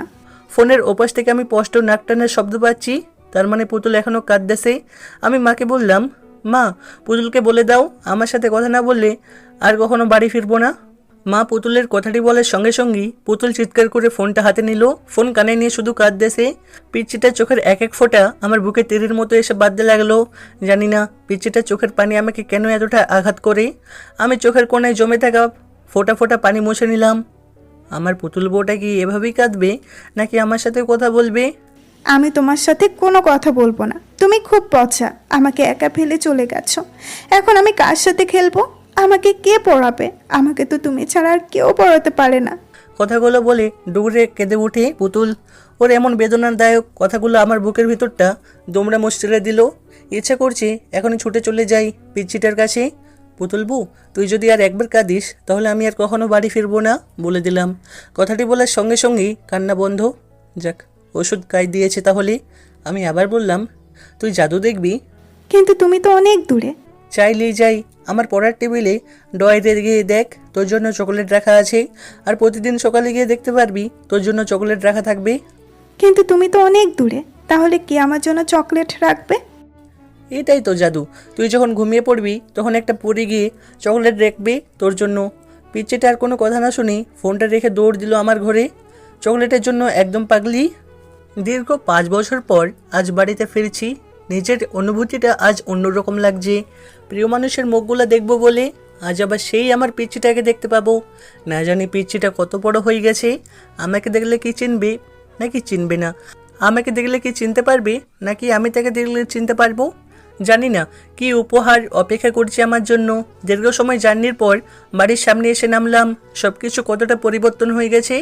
পুরো পৃথিবীটা যদি পরিবর্তন হয়ে যায় তাহলে মানুষগুলো পরিবর্তন হতেই বা কত ক্ষতির কি। আমি বাড়ির সামনে গিয়ে দাঁড়ালাম। কিছুটা অবাক হয়ে যাই বটে, কারণ আমাদের বাড়ির সামনে এক ঝাঁক মেয়ে ফুটবল খেলছে। তাদের মধ্যে রয়েছে একটা বড় মেয়ে। মেয়েটাকে ঠিকমতো দেখা যাচ্ছে না। আমি আর সেই দিকে না তাকিয়ে বাড়ির দিকে অগ্রসর হলাম। হঠাৎ মাথায় ভারী কিছু আঘাত পেলাম। মাথাটা ভনভন করে ঘুরতে লাগলো। পেছনে ঘুরে দেখি বড় মেয়েটি দৌড়ে আসছে আমার দিকে ফুটবল নেওয়ার জন্য। তার মানে এই মেয়েটার কাজ এটা। ভারী বজ্জাত মেয়ে তো, চেনা নেই জানা নেই, হুট করে একজন অপরিচিত মানুষের বল দিয়ে আঘাত করলো। মেয়েটি আমার সামনে এসে বল কুড়িয়ে নেওয়ার পরে আমার দিকে তাকালো। আমি কিছু বলতে যাব তার আগেই মেয়েটি আমাকে জড়িয়ে ধরলো। আচমকা এমন ঘটনার জন্য মোটে প্রস্তুত ছিলাম না। মেয়েটি হঠাৎ আমাকে জড়িয়ে ধরলো কেন? কে এই মেয়েটি? এসব নানান চিন্তা ঘুরপাক খেতে লাগলো আমার মাথায়। ইতিমধ্যে আমার পুরো শরীরটা অবশ হয়ে যেতে শুরু করেছে। মনে হচ্ছে অনেক পুরনো কিছুর সঙ্গে আমার সংঘর্ষ হয়েছে, যার জন্য মনের ভিতর অজানা শিহরণ বয়ে যাচ্ছে। হঠাৎ আমার বুকে ভেজা অনুভব করলাম। মনে হচ্ছে মেয়েটি কাঁদতেছে, কিন্তু কেন কাঁদতেছে সব কিছু আমার অজানা। এগুলো জানবার খুব ইচ্ছে জেগেছে মনে। আমি মেয়েটির মাথা আমার বুক থেকে তুলে দেখলাম। মেয়েটির চোখ জোড়া আবছা লাল হয়ে গেছে। আমি কণ্ঠ জোরে এনে বললাম, এ কি, আপনি কাঁদতেছেন কেন? কি হয়েছে আপনার? মেয়েটি আমার কথা শুনে মানে অনেকটা অবাক হলো মনে হচ্ছে। আমিও ভাবতে লাগলাম এতটা অবাক হওয়ার কারণ। মেয়েটি কপট রেগে কোমরে 2 হাত রেখে বলল, তুমি আমাকে চিনতে পারোনি? আমাকে তুমি করে সম্বোধন করে অনেকটা অবাক হলাম আমি। আমাকে কিছু বলার সুযোগ না দিয়ে আবার সে বলল, এই বলে ফুটবল রেখে আমাদের বাড়ির ভিতরে চলে গেল। আমি আরও বেশি অবাক হলাম। মেয়েটির এমন হুটহাট কাজকর্ম দেখে মেয়েটি আমাকে জড়িয়ে ধরলই বা কেন, কাঁদলই বা কেন, আর আমাদের বাড়ির ভিতরেই বা গেল কেন? সব কিছু আমার মাথা ঘুরিয়ে দিচ্ছে। হয়তো আমাদের পরিচিত কেউ হবে, তাই এমন আচরণ করেছে। কিন্তু আমার পুতুল বউটাকে দেখতে না পেয়ে মনটা নিমিষেই খারাপ হয়ে গেল, যার জন্য মনটা সবসময় ছটফট করে। এখনও তার দেখাই মিলল না। এসব চিন্তা বাদ দিয়ে বাড়ির সামনে এসে কলিং বেল বাজালাম। কয়েক মুহূর্ত পর ছোটো মেয়ে এসে দরজা খুলে দিল। আমাকে দেখার সঙ্গে সঙ্গেই ছোটো মার চোখে পানি গড়িয়ে এলো। কলিজা বলে চিৎকার দিয়ে আমাকে জড়িয়ে ধরে কাঁদতে লাগলো। হয়তো এটা খুশির কান্না, এই কান্না থামতে নেই। কলিজা শব্দটি শুনে ঘরে থাকা আমার জননীও এক প্রকার দৌড়ে চলে এলো। ছোটো মা আমার কপালে গালে চুমু দিয়ে ভরিয়ে দিল। এবার মা আমাকে দেখে যেন অযোধ্যায় চোখের পানি ফেলতে লাগলো। আমি বুঝি না মেয়েরা কেন এমন হয়, সন্তানকে বহুদিন পর দেখলেই কেন কাঁদে, আর দূর কোথাও গেলেই কেন কাঁদে। আমাকে দেখে মা একদম বরফ হয়ে গেছে। আমি একটু এগিয়ে গিয়ে মাকে পরম মমতায় জড়িয়ে ধরলাম। মা এবার হাওমা করে কাঁদতে লাগলো। আমি বুঝতে পেরেছি মায়ের কান্না থামবে কিনা। আমি মায়ের চোখের পানি মুছিয়ে দিয়ে ভাঙা কণ্ঠে জোরে এনে বললাম, মা, আমি কি তোমাদের চোখের পানি দেখার জন্য এত দূর ছুটে এলাম, নাকি তোমাদের মুখে পূর্ণিমার হাসি দেখার জন্য এসেছি? মা বুঝতে পারলো আমার কথায় অভিমানের মিশ্রণ রয়েছে, আর আমার অভিমান খুব সহজ ভাঙমান নয়, সেটা মা খুব ভালো করেই জানে। তাই চোখের পানি মুছে আমার কপালে একটা ভালোবাসার পরশ এঁকে দিয়ে বলল, তুই আসবি, এটা আমাদের বলিসনি কেন? একেবারে যেহেতু চলে এসেছি তাই ভাবলাম সারপ্রাইজ দিব। তুই এমন এমন সারপ্রাইজ দিস না, মানুষের হার্ট অ্যাটাক হওয়ার মতন সারপ্রাইজ দিস। বেশ ভারী কণ্ঠে কথাটি বলল আমার জননী। উফ মা, এসব ফালতু কথা আমার জন্য একদম পছন্দ না। আচ্ছা ঠিক আছে, আর বলবো না। নিজের মাকে পেয়ে আমাকে ভুলেই গিয়েছিস। আমি কে যে আমাকে মনে হবে? পেছন থেকে অতি জোরালো অভিমানী কণ্ঠে ছোটো মা কথাটি বলল। আমি এবার মাকে ছেড়ে ছোটো মাকে গিয়ে জড়িয়ে ধরি। ছোটো মার কপালে শব্দ করে ছোট্ট একটু চুমু খাই। আমি জানি ছোটো মা আমার উপর বেশিক্ষণ রাগ বা অভিমান করে থাকবে না। ছোটো মার কাঁধে আমার দু হাত পেঁচিয়ে বললাম, তোমরা দুই মা মিলে আমার দুটো পৃথিবী, তোমাদের কাউকে আমি আলাদা চোখে দেখি না। মাকে যতটা ভালোবাসি তোমাকেও ঠিক ততটাই ভালোবাসি। তোমাদের দুই মায়ের মাঝে আমি কোনো বৈষম্য রাখিনি। ছোটো মা আমার মাথায় হাত বুলিয়ে দিয়ে বলে, আমরা ভাগ্য করে তোর মতো সন্তান পেয়েছি। আমি দুজনকেই হাসানোর জন্য বললাম, আমি ভাবতেই পারিনি তোমরা এত তাড়াতাড়ি বুড়ি হয়ে যাবে। 5 বছরই বুড়ি হয়ে গেলাম আমরা। তা নয় তো কি, মাথায় সব চুল তো পেকে গেছে, তাহলে তো বুড়িই তো হয়ে গেছো তোমরা, তাই না? আমার কথা শুনি আমার দুই জননী ফিক করে হেসে দেয়। দুটো চাঁদের হাসি একসাথে হলে কতটা সুন্দর হতে পারে তা বর্ণনা দেওয়ার মতো ক্ষমতা আমি অধমের নেই। মায়েদের সাথে খুনসুটি করলেও আমার দু চোখ যেন খুঁজে হায়রান অন্য কাউকে। আমি এসেছি পর্যন্ত এখনো আমার পুতুল বউয়ের কোনো দেখা নেই। তোর পুতুল বউ ঘরে আছে। পেছন থেকে মায়ের কথাটি শুনে হকচকিয়ে উঠলাম আমি। বেশি ভনিতা না করে বললাম, আমি এসেছি এটা কি পুতুল বুঝতে পারেনি নাকি বুঝেও আসছে না? তা জানি না, তবে তুই আসার কয়েক মুহূর্ত আগে মন খারাপ করে হনহন করে ঘরে গেল। মনে হয় কারোর সাথে ঝগড়া করে এসেছে। আমি লাগেজ আর কাঁধের ব্যাগটা মায়ের হাতে দিয়ে গুটি গুটি পায়ে এগিয়ে যেতে লাগলাম পিচ্ছিটার ঘরের দিকে। আমার উল্টো দিকে হয়ে ঘাপটি মেরে বসে আছে। এটা কি তার অভিমান? আমি কণ্ঠে কাঁপিয়ে ডাক দিলাম, পুতুল বউ। ডাকটি দেওয়ার সময় আমার যেন অন্তর আত্মা কেঁপে উঠল। আজ কত বছর পর আমার সেই রেখে যাওয়া ছোট্ট পুতুলকে দেখবো আমি। ভাবতেই আমার মনের ভিতর সাগর ঢেউয়ের মতো উতাল পাতাল শুরু হয়ে গেল। আমার মুখ থেকে পুতুল বউ ডাকতে শুনে পুতুল আমার দিকে ঘুরে তাকায়। সেই মেয়েটি যে আমাকে বাড়ির সামনে জড়িয়ে ধরেছিল। এবার আর অবাক হলাম না, কারণ আবছা আবছা বুঝতে পেরেছিলাম এই মেয়েটি আমার পুতুল বউ হবে। পুতুল এবারও বিলম্ব না করে দৌড়ে এসে আমাকে জড়িয়ে ধরে। এবার আমি পরম মমতায় জড়িয়ে নিলাম আমার পুতুল বউটাকে। দীর্ঘ কয়েকটি বছর প্রিয় মানুষটিকে বুকে জড়িয়ে নেওয়ার অনুভূতিটা যে কতটা প্রখর তা বলে বোঝানো খুব কঠিন। রেখে গেলাম সেই ছোট্ট পুতুলকে, আর এসে যে পুতুল বউকে এতটা বড় হতে দেখবো তা ভাবনাই আনা মুশকিল। আজ আমার পুতুল বউটা কত বড় হয়ে গেছে। হঠাৎ পুতুল নিজেকে আমার থেকে ছাড়িয়ে নিয়ে দুহাত দূরে গিয়ে দাঁড়িয়ে কোমরে হাত রাখলো। তুমি আমাকে চিনতে পারোনি? এত তাড়াতাড়ি ভুলে গিয়েছো আমাকে? কথাটি বেশ অভিমানী নিয়েই বলল আমার পিচ্ছিটা। জানি এখন ইমোশনাল হওয়া যাবে না, তাই পুতুল বউটাকে রাগানোর জন্য বললাম, আগে তো অনেক সুন্দরী ছিলি, এখন যে একটা পেতনির মতো দেখতে হবি তা তো আর জানতাম না, তাই চিনতে পারিনি। বোমাটা মনে হয় সঠিক জায়গায় পেরেছে। এই বুঝি বোমাটা ফাটলো বলে? আমি পেতনির মতো দেখতে, তাই না? গোটা গ্রামের সবচেয়ে সুন্দরী মেয়ে আমি, আর আমাকেই বলছো পেতনি? আজ তোমার একদিন কি আমার যে কয়দিন লাগে। এই বলে পাশে টেবিলে থাকা স্টিলের স্কেল নিয়ে আমাকে ধাওয়া করতে লাগলো মারার জন্য। পুরো বাড়ি ছুটে চলেছি আমরা। সত্যি এতদিন পরে পুতুলের রাগ ভাঙাতে পেরে অনেকটা ভালো লাগা কাজ করেছে আমার মনে। আমাদের এমন ছেলে মানুষই দেখে ছোট মা মাকে বলে, এতদিন বাড়িটা যেন প্রাণহীন ছিল, আজ আমাদের খোকা আসার সাথে সাথেই বাড়িটা প্রাণ ফিরে পেল। ছোট মার কথা শুনে মা একটা তৃপ্তির হাসি দিয়ে বলল, ঠিক বলেছিস ছোটু, একমাত্র ছেলে মেয়ে দুইটাই আমাদের বাড়ির প্রাণ। ওদের ছাড়া বাড়িটা একেবারে নিষ্প্রাণ। ছেলেটা হুট করে এসে আমাদের চমকে দিল, আর দুজন একসাথে হয়ে কেমন খুনসুটি ও দুষ্টুমিতে মেতে উঠল। পিচ্চিটা দৌড়ানি খেয়ে আমি হাঁপিয়ে গেলাম, কিন্তু পিচ্চির হাঁপিয়ে যাওয়ার কোনো নামগন্ধই নেই। মাত্র একটা সময় না পেরে আমি সোফায় ধপ করে বসে পড়লাম। এই সুযোগে পুতুলও কয়েকটা বসিয়ে দিল আমার শরীরে। পুতুলের মানবিমান ভাঙিয়ে নিজের ঘরে গেলাম ফ্রেশ হওয়ার জন্য। ঘরে গিয়ে অবাক হতে হলো আমাকে, কেননা যেমন পরিষ্কার ঘর রেখে গিয়েছিলাম ঠিক তেমনই আছে। কেউ হয়তো প্রতিনিয়ত ঘরে এসেছে এবং আমার এই ছোট্ট ঘরটিকে পরিষ্কার পরিচ্ছন্ন রেখেছে। এসব ভাবছিলাম, ঠিক তখন থেকে কেউ বলে ওঠে, আমি সবসময় তোমার ঘর পরিষ্কার রেখেছি, এই নাও তোয়ালা। তোয়ালেটা আমার হাতে ধরিয়ে দিয়ে আমাকে কিছু বলার সুযোগ না দিয়ে চলে গেল পুতুল। আমি ওর যাওয়ার পানে তাকিয়ে ভাবতে লাগলাম, আমার সেই ছোট্ট পুতুল আর সেই ছোট্টটি নেই, এখন বড় হয়ে গেছে সে। একটা সময় ছিল আমাদেরকে তার কাজ করে দিতে হতো, আর এখন সে আমাদের কাজ করে দেয়। পৃথিবীটা যদি থমকে যেত তাহলে আমরা বুঝতেই পারতাম না জীবনের মজা। এসব ভাবনা বাদ দিয়ে বাথরুমে ঢুকে গোসল করে নিলাম, তারপর খেয়ে নিলাম। কিছুক্ষণ পর বাবা এবং ছোট চাচু একসাথে বাড়িতে আসে, তাদের সাথে কুশল বিনিময় করলাম, তারপর আড্ডায় মেতে উঠলাম সবাই। হঠাৎ পুতুলের কথা মনে পড়ায় মাকে জিজ্ঞাসা করলাম, মা পুতুলকে দেখছি না, পুতুল কোথায়? মা রান্নাঘরের দিকে ইশারা করে বলল, পুতুল রান্নাঘরে। আমি মায়ের কথা শুনে আরও বেশি অবাক হয়ে গেলাম। কি আশ্চর্য, বাড়িতে আসার পরেই শুধু আমাকে অবাক করেই দিচ্ছে। পুতুল রাঁধতে পারে? কেন পারবে না? রান্নাবান্না মেয়েদের জীবনের অনেক বড় এমন ভূমিকা পালন করে। পুতুল তোকে রেঁধে খাওয়াবে বলে অনেক কষ্ট করে রান্না করা শিখেছে। বিশ্বাস না হলে গিয়ে দেখ।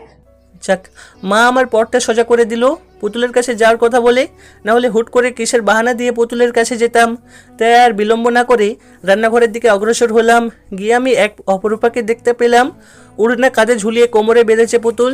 পুতুলের মুখে একটু আটা লেগে আছে, দারুণ লাগছে দেখতে। পুতুল অতীতের তুলনায় বর্তমানে আরও বেশি সুন্দর হয়েছে। লম্বা কালো চুল, হরিণের মতো টানা টানা চোখ, নাকটা হালকা উঁচু, চোখ দুটো বড় বড়, চুলগুলো হাঁটুর নিচে। পুতুলের চুল ছোটোবেলা থেকেই বড়। আমার সামনে এ যেন এক মায়াবতী নারী দাঁড়িয়ে আছে। আমি পুতুলের ওই অপরূপ সৌন্দর্যের ভিতরে নিজেকে হারিয়ে ফেললাম। দরজায় হেলান দিয়ে মন ভরে পুতুলকে দেখতে ব্যস্ত হয়ে পড়লাম আমি। এদিকে কারো উপস্থিতি টের পেয়ে পুতুল দরজার দিকে তাকাই। আমাকে এভাবে দেখে কিছুটা নড়ে চড়ে উঠল, হয়তো আমাকে এভাবে আশা করে নিছে। এদিকে পুতুলকে দেখি বিভোর আমি। পুরো দুনিয়া যেন এক মুহূর্তে থমকে গিয়েছে। পুতুলের মনে শয়তানি বুদ্ধি জেগে বসে। গরম খুন্তি নিয়ে টিপি টিপি পায়ে আমার সামনে এসে দাঁড়াই, তবুও কোনো হেলদোল নেই আমার। পুতুল গরম খুন্তিটা আমার হাতে ছোঁয়ালো, সঙ্গে সঙ্গে চিৎকার বেরোলো, কিন্তু চিৎকারটা বাইরে যেতে দিল না পুতুল। তার আগে তার ওই নমনীয় কোমল হাত দিয়ে আমার মুখটা চেপে ধরে। পুতুল একদম আমার শরীরের সাথে লেপটে গেছে। আমি পুতুলের তুলনায় একটু লম্বা হওয়ায় আমার মুখ চেপে ধরাই আমার একদম কাছে আসতে হয়েছে তাকে। আমি পুতুলের চোখের দিকে তাকিয়ে একদম বরফ হয়ে যাই। কি আছে এই চোখে, যার মায়ায় বারবার হারিয়ে ফেলেছি নিজেকে? আমার গরম নিঃশ্বাস পুতুলের হাতে আছড়ে পড়ছে। এতে পুতুল শিউরে উঠে, মনে হচ্ছে শরীরটা এলিয়ে দিল। পুতুল, কেউ দেখে ফেলবে। পুতুল আমার মুখ থুবড়ে হাতটা সরিয়ে নেই। দেখুক, তাতে আমার কি? আমি পুতুলের এমন মহাময়ী কথা শুনে বেকুব হয়ে গেলাম। কেউ দেখে ফেললে সমস্যা হবে। তুমি আমাকে চুপি চুপি দেখছিলে, তাতে কোনো সমস্যা নেই, আর আমি একটু এসেছি তাতেই যত সমস্যা। এই বলে পুতুল আবার নিজের জায়গায় গিয়ে রান্না করতে থাকে। আমি ওর কাছে গিয়ে ভাবতে লাগলাম, পুতুল সত্যি আর ছোট নেই, ও বুঝতে পেরেছে কাছে আসার গুরুত্বটা। হঠাৎ খেয়াল করলাম পুতুলের হাতে কিসের যেন একটা দাগ। আমি পুতুলের হাতটা চেপে ধরে জিজ্ঞাসা করলাম, পুতুল তোর হাতে কি হয়েছে? পুতুল তার হাতটা ছাড়িয়ে নেওয়ার বৃথা চেষ্টা করে বলল, তেমন কিছু না, এমনিতেই। এমনিতেই যাদের দাগ পড়ে না পুতুল, সত্যি করে বল। পুতুল পিটপিট করে তাকিয়ে আমতামতা করে বলল, তোমার জন্য রান্না শিখতে গিয়ে তেল হাতে পড়ে একটু পুড়েছিল। পুতুলের কথাটা যেন সোজা আমার বুকে গিয়ে বাঁধলো। সেই ছোট্ট পুতুল আমার জন্য এতটা কষ্ট করেছে। আমি কিছু না বলে শুধু মায়াবী দৃষ্টিতে তাকিয়ে রইলাম পুতুলের দিকে। রাতের ডিনার শেষ করে পুতুলের রান্নার অনেক প্রশংসা করলাম। এতে পুতুল অনেকটাই খুশি হয়েছে। বউ বা প্রিয় মানুষগুলো যখন আপনার জন্য কষ্ট করে রান্না করে তখন একটু বানিয়ে হলেও তার রান্নার প্রশংসা করুন, এতে সে অনেকটাই অনুপ্রেরণা পায় এবং আনন্দিত হয়। প্রিয় মানুষগুলো কিন্তু সামান্য একটু প্রশংসা পাওয়ার জন্যই রান্না করে। সকালে ঘুমিয়েছিলাম, হঠাৎ পেটে ভারী কিছু অনুভব করলাম, ঠোঁটেও কোনো কিছু স্পর্শ পাচ্ছি। চোখ দুটো খুলে দেখি পুতুল আমার পেটে বসে আমার ঠোঁটে লিপস্টিক মাখিয়ে দিচ্ছে। আমি নড়তে গেলেই পুতুল বলে, খবরদার, নড়াচড়া করবে না, তাহলে কিন্তু খুব খারাপ হয়ে যাবে বলে দিলাম। আমি চুপচাপ ওর পাগলামিগুলো দেখতে লাগলাম। পাগলিটাও পারেও বটে, দুষ্টুমিটা যেন ওর রক্তে মাখা। প্রথমে আমার ঠোঁটে লিপস্টিক মাখিয়ে দিল, তারপর পুরো মুখে মেকআপ করে দিল, তারপর আমার মুখের সামনে ছোট্ট একটা আয়না ধরলো, জঙ্গলি ভূত বানিয়ে দিয়েছে একেবারে। তারপর নিজেই দাঁতের এক অদ্ভুত ঘর্ষণ দিয়ে বলল, আমাকে পেতনি বলো তাই না? এবার দেখো কেমন লাগে। আমি পুতুলের কথা শুনে মনে মনে হেসে দিই। পেতনিকে পেতনি বলবো না তো কি পরি বলবো? আমার কথা শুনে মনে হয় পুতুলের খারাপ লাগলো, তাই মুখটা কালো করে আমার উপর থেকে নামতে লাগলো। আমি ওর হাত দুটো ধরে আমার দিকে ঘুরিয়ে নিলাম। পালিয়ে যাচ্ছিস কোথায়? পিচ্চিটা পাহাড় সমান অভিমান মুখ জোড়া করে বলল, থাকতে হবে না কোনো পেতনির সাথে, আমি বুঝে গেছি। কি বুঝে গেছিস? শহরে গিয়ে নিশ্চয়ই কোনো শাকচুন্নি খপ্পরে পড়েছ, তাই আমাকে তোমার পেতনি মনে হয়। আমি পুতুলের গাল দুটো টিপে দিয়ে বললাম, তুই পেতনি না, একটা পরীর থেকেও বেশি সুন্দর তুই। তুই মজা বুঝিস না নাকি আমার মনের ভাষা বুঝিস না? আমার কমপ্লিমেন্ট কথা শুনে পুতুল মনে হয় একটু লজ্জা পেল। আমি কি তোমার বউ নাকি যে তোমার মনের ভাষা বুঝবো? আমি পুতুলের কথা শুনে হেসে দিলাম। এখন কি আমার পেটের উপর থেকে নামবি নাকি এভাবে পুরো দিন বসে থাকবি? এবার পুতুল আমার পেট থেকে নামলো। আমি ব্রাশের টুথপেস্ট নিয়ে দাঁত মাজতে মাজতে পুতুলের দিকে তাকিয়ে দেখি ঠোঁটে হাত দিয়ে গভীর মগ্ন হয়ে কী যেন ভাবছে। আমি ওর মাথায় একটা চাটি মেরে বলি, কী রে এভাবে কি ভাবছিস? পুতুল কপট রেগে বলল, তুমি আমাকে মারলে কেন? মেরেছি, বেশ করেছি। যেভাবে মুখে হাত দিয়ে চিন্তা করছিস মনে হয় কোনো তুলকালাম হয়ে গেছে। এই বলে আমি বাথরুমে গিয়ে মুখ ধৌত করতে লাগলাম। পুতুল হুট করে এসে প্রশ্ন করে, আচ্ছা তুমি শহরে গিয়ে কোনো মেয়ের সাথে ইটিস ফিটিস করনি তো? আমি ভ্রু কুচকে তাকালাম পুতুলের দিকে। আমি উল্টো প্রশ্ন করলাম, ইটিস পিটিস মানে? প্রেম ট্রেম করনি তো? আমি হাসবো নাকি কাঁদবো বুঝতে পারছি না। প্রেমকে ইটিস পিটিস বলছে মেয়েটা? কি হলো, বলছো না কেন? আরে বাবা না, প্রেম করিনি। সত্যি বলছো তো? এখানে মিথ্যার কি আছে? লেখাপড়া নিয়েই তো ব্যস্ত ছিলাম, প্রেম করার সময় পেলাম কখন? আর যার তার সাথে কি প্রেম করা যায়? আর আমাকে বা কোনো মেয়ে পাত্তা দেবে বল? তোমার মতো বান্দরকে কেউ পাত্তা দিবেও না। এই বলে পুতুল ভেঙচি কেটে দৌড়ে পালিয়ে গেল। ছোটবেলায় যেমন ইঁচড় পাকা ছিল এখন তেমনটাই আছে, তবে ওর এই পাগলামিগুলোই আমাদের সুখের সন্ধান মিলিয়ে দেয়। আজ আবারও বাড়ি ছাড়তে হচ্ছে চাকরির সুবাদে। পরিবার স্বজন পুতুলকে ছেড়ে আবারও অজানা ঠিকানায় পাড়ি জমালাম আমি। বেশ ভালোই কাটছিল দিনগুলো। দেখতে দেখতে সপ্তাহ, মাস, বছর কেটে গেল। একদিন অফিসে বসে কাজ করছিলাম, হঠাৎ মুঠফোনটি বেজে ওঠে। হাতে নিয়ে দেখি বাবার নাম্বার। বেশ খুশি মনে রিসিভ করে কানে ধরলাম। হ্যাঁ বাবা, কেমন আছো? আর বাড়ির সবাই কেমন আছে? আমরা সবাই ভালো আছি। তুই কেমন আছিস বাবা? এই তো ভালোই। তোকে একটা জরুরি কথা বলবো বলে কল করা। হ্যাঁ বলো। আমরা পুতুলের বিয়ে ঠিক করেছি। বাবার এই ছোট্ট বাক্যটি শুনে আমার যেন পুরো পৃথিবী কেঁপে উঠলো। আমি নিজের কানকে বিশ্বাস করতে পারছি না। পুতুলের বিয়ে ঠিক করেছে। আমার কাছে ঘটে যাওয়া গত মুহূর্তটা অবিশ্বাস্য মনে হচ্ছে, তবুও নিজেকে ঠিক করে বললাম, এত তাড়াতাড়ি বুড়িটার বিয়ে? হ্যাঁ, ভালো পাত্র পেয়েছি। ছেলে অনেক বড় সরকারি অফিসার। পুতুল অনেক সুখে থাকবে। পুতুল জানি না। আমি শুধু ঠিক আছে বলে রেখে দিলাম। আজ আমার পৃথিবীটা বড্ড অসহায় হয়ে পড়ল। আমার পুতুল বউটা অন্য কারো হবে বলে, যাকে নিয়ে ছোটবেলা থেকেই আমার এই ছোট্ট মনে স্বপ্ন বুনেছিলাম, আস্তে আস্তে আমার চোখ দুটো ঝাপসা হতে লাগলো। ভরাক্রান্ত মন দিয়ে বাগানে বসে বুকে দুহাত গুঁজে আকাশ প্রাণী এক পলক তাকিয়ে আছি। ভাবছি 2 দিনের আমার পুরো পৃথিবীটাই উল্টে গেল। যাকে নিয়ে ছোটবেলা থেকে মনে ঘর বাঁধার স্বপ্ন পুষে রেখেছিলাম, এখন সে অন্য কারো হয়ে যাবে। এই কথাটি ভাবতেই বারবার বুকের ভেতরটা ছ্যাদ করে উঠে। না পারছি নিজেকে সামলাতে, না পারছি নিজেকে অশান্ত মনকে শান্ত করতে, আর না পারছি পরিবারকে কিছু বলতে। কারণ আমি বা পুতুল ছোটবেলা থেকেই বাবার কথায় অনড় ছিলাম, কখনো বাবার উপর কথা বলিনি। এখন সেই সাহসটা জোগাতে পারিনি পুতুলকে হারিয়ে ফেলবো। এই কথাটি ভাবলেই বুকের ভেতর দুমড়া মুচড়ে একাকার হয়ে যায়। যার সাথে জীবনের পুরোটা সময় জুড়ে হেসে খেলে পার করলাম, সেই কিনা অন্যের ঘরে বউ হতে চলেছে। চোখের কোণে কখন পানি এসে বাধা বেঁধেছে টেরই পেলাম না। হঠাৎ পেছনে কারো উপস্থিতি টের পেলাম। আলতো করে চোখের পানি মুছে পেছনে তাকালাম। পুতুল দাঁড়িয়ে আছে। মুখ দেখে যতটা বুঝলাম তাতে মনে হলো পুতুলের মন আমার থেকেও বেশি খারাপ। আমি নিজেকে স্বাভাবিক রেখে বললাম, কি রে, কিছু বলবি? বলার জন্য এসেছি। আজকে অনেক কিছুই বলার আছে তোমাকে। তুমি সবসময় আমার কথা মজা ভেবে উড়িয়ে দাও, কিন্তু আজ আমি যা বলবো তা একদম মজা নয়। আজ পুতুলের কথা সুর পাল্টে গেছে। এতদিন তার বলা প্রতিটি কথাই দুষ্টুমি লুকিয়ে থাকতো, কিন্তু আজ মনে হচ্ছে পুতুল দুষ্টুমির মোড়ে নেই। আজ সত্যিই সে সিরিয়াস। আমিও ভনিতা না করেই বললাম, আচ্ছা বল, কি বলার আছে? আমার দুজনে বাগানে পাতানো দোলনায় বসলাম। পুতুল একবার আমার দিকে মায়া ভরা চাহনিতে তাকিয়ে প্রকৃতিকে দেখায় মন দিল, তারপর মিষ্টি কণ্ঠে বলে ছুড়তে লাগলো,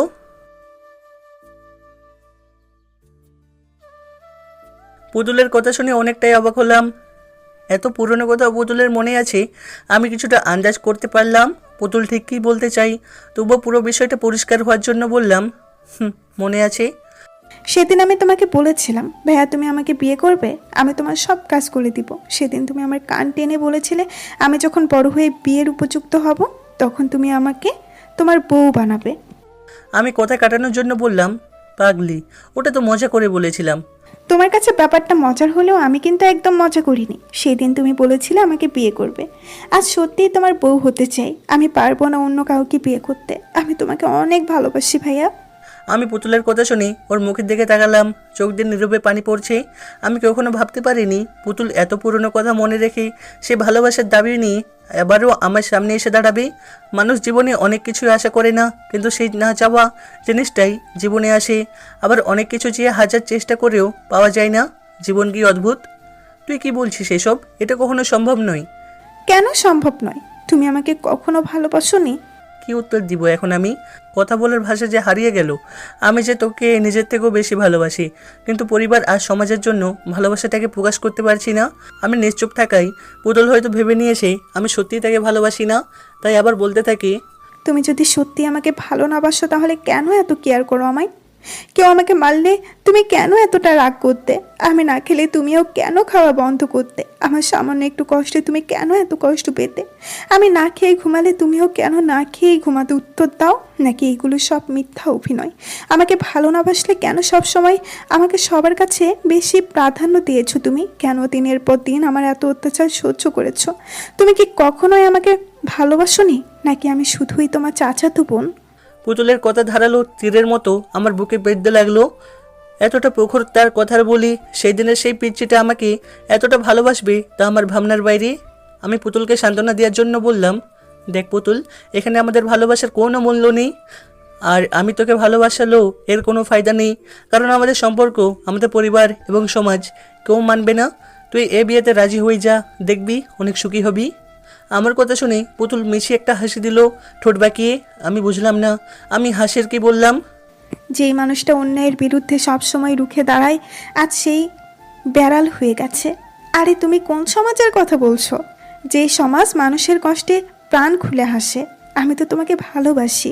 আর একটা মানুষ কখন কাউকে ভালোবাসে জানো? যখন সে কারো কাছে নিজের সুখ খুঁজে পায়, ঠিক তখনই তাকে ভালোবাসে।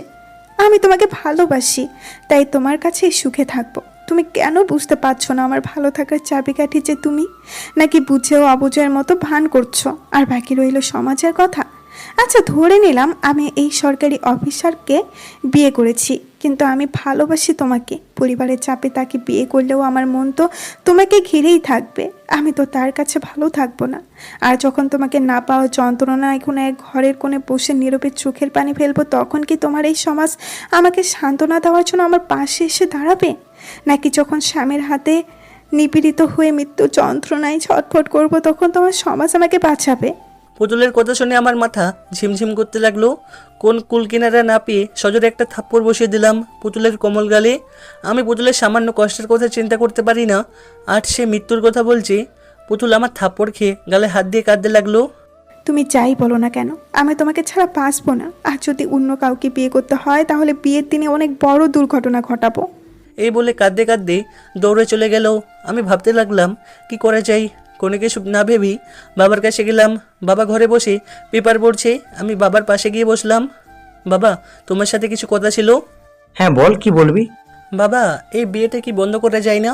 কি বলিস এইসব? তোর মাথা ঠিক আছে? হ্যাঁ বাবা, আমি বুঝে শুনেই বলছি। সরকারি অফিসার দেখে বিয়ে দিয়ে দিচ্ছ, একবারও ভাবছো না পুতুল সেখানে সুখী হবে কিনা? একবারও দেখলে না ছেলেটা কেমন?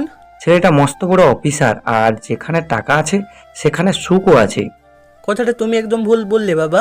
আজকাল অর্থ মানুষকে সুখ দিতে পারে না, টাকা মানুষকে শান্তি দেয় কিন্তু স্বস্তি দেয় না। মস্ত বড় অফিসার বলি যে ছেলেটা ভালো হবে এমনটা কিন্তু মোটেও নয়। আজকাল টাকাওয়ালা মানুষেরাই বইয়ের উপর অত্যাচার করে বেশি। বাবা আমার কথায় কপট রেগে গেল, ভাবছে আমি তাকে জ্ঞান দিচ্ছি, কিন্তু বাবা এটা বুঝতে পারছে না যে সে নির্বোধের মতো কাজ করছে। তুই আমাকে মানুষ শেখাতে আসিস না, কোনটা ভালো আর কোনটা মন্দ তা আমি বুঝি। আমি তোর সাথে এই বিষয়ে আর কোনো কথা বলতে চাই না। আমি হতাশ হয়ে স্থান ত্যাগ করলাম। আর কী বা করতে পারি? বাবা তো আমাকে অপমান করলো বলা চলে। বাবা পুতুলের সুখের কথা ভেবে অন্ধ হয়ে গেছে। আজ পুতুলের বিয়ে, বধূ সেজে বসে আছে, আর বাকি সবাই বিয়ে বাড়িতে কাজে ব্যস্ত। কত মানুষের আনাগোনা, সবার মনে শান্তি আসে, কিন্তু দুটো মানুষের মনে শান্তির ছিটে ফোটা নেই পর্যন্ত।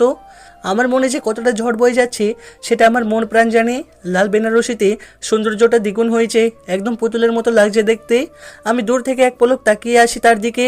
কাজী বিয়ে পড়ানো শুরু করলো। প্রথমে ছেলেটি কবুল বলল, এবার পুতুলের পালা।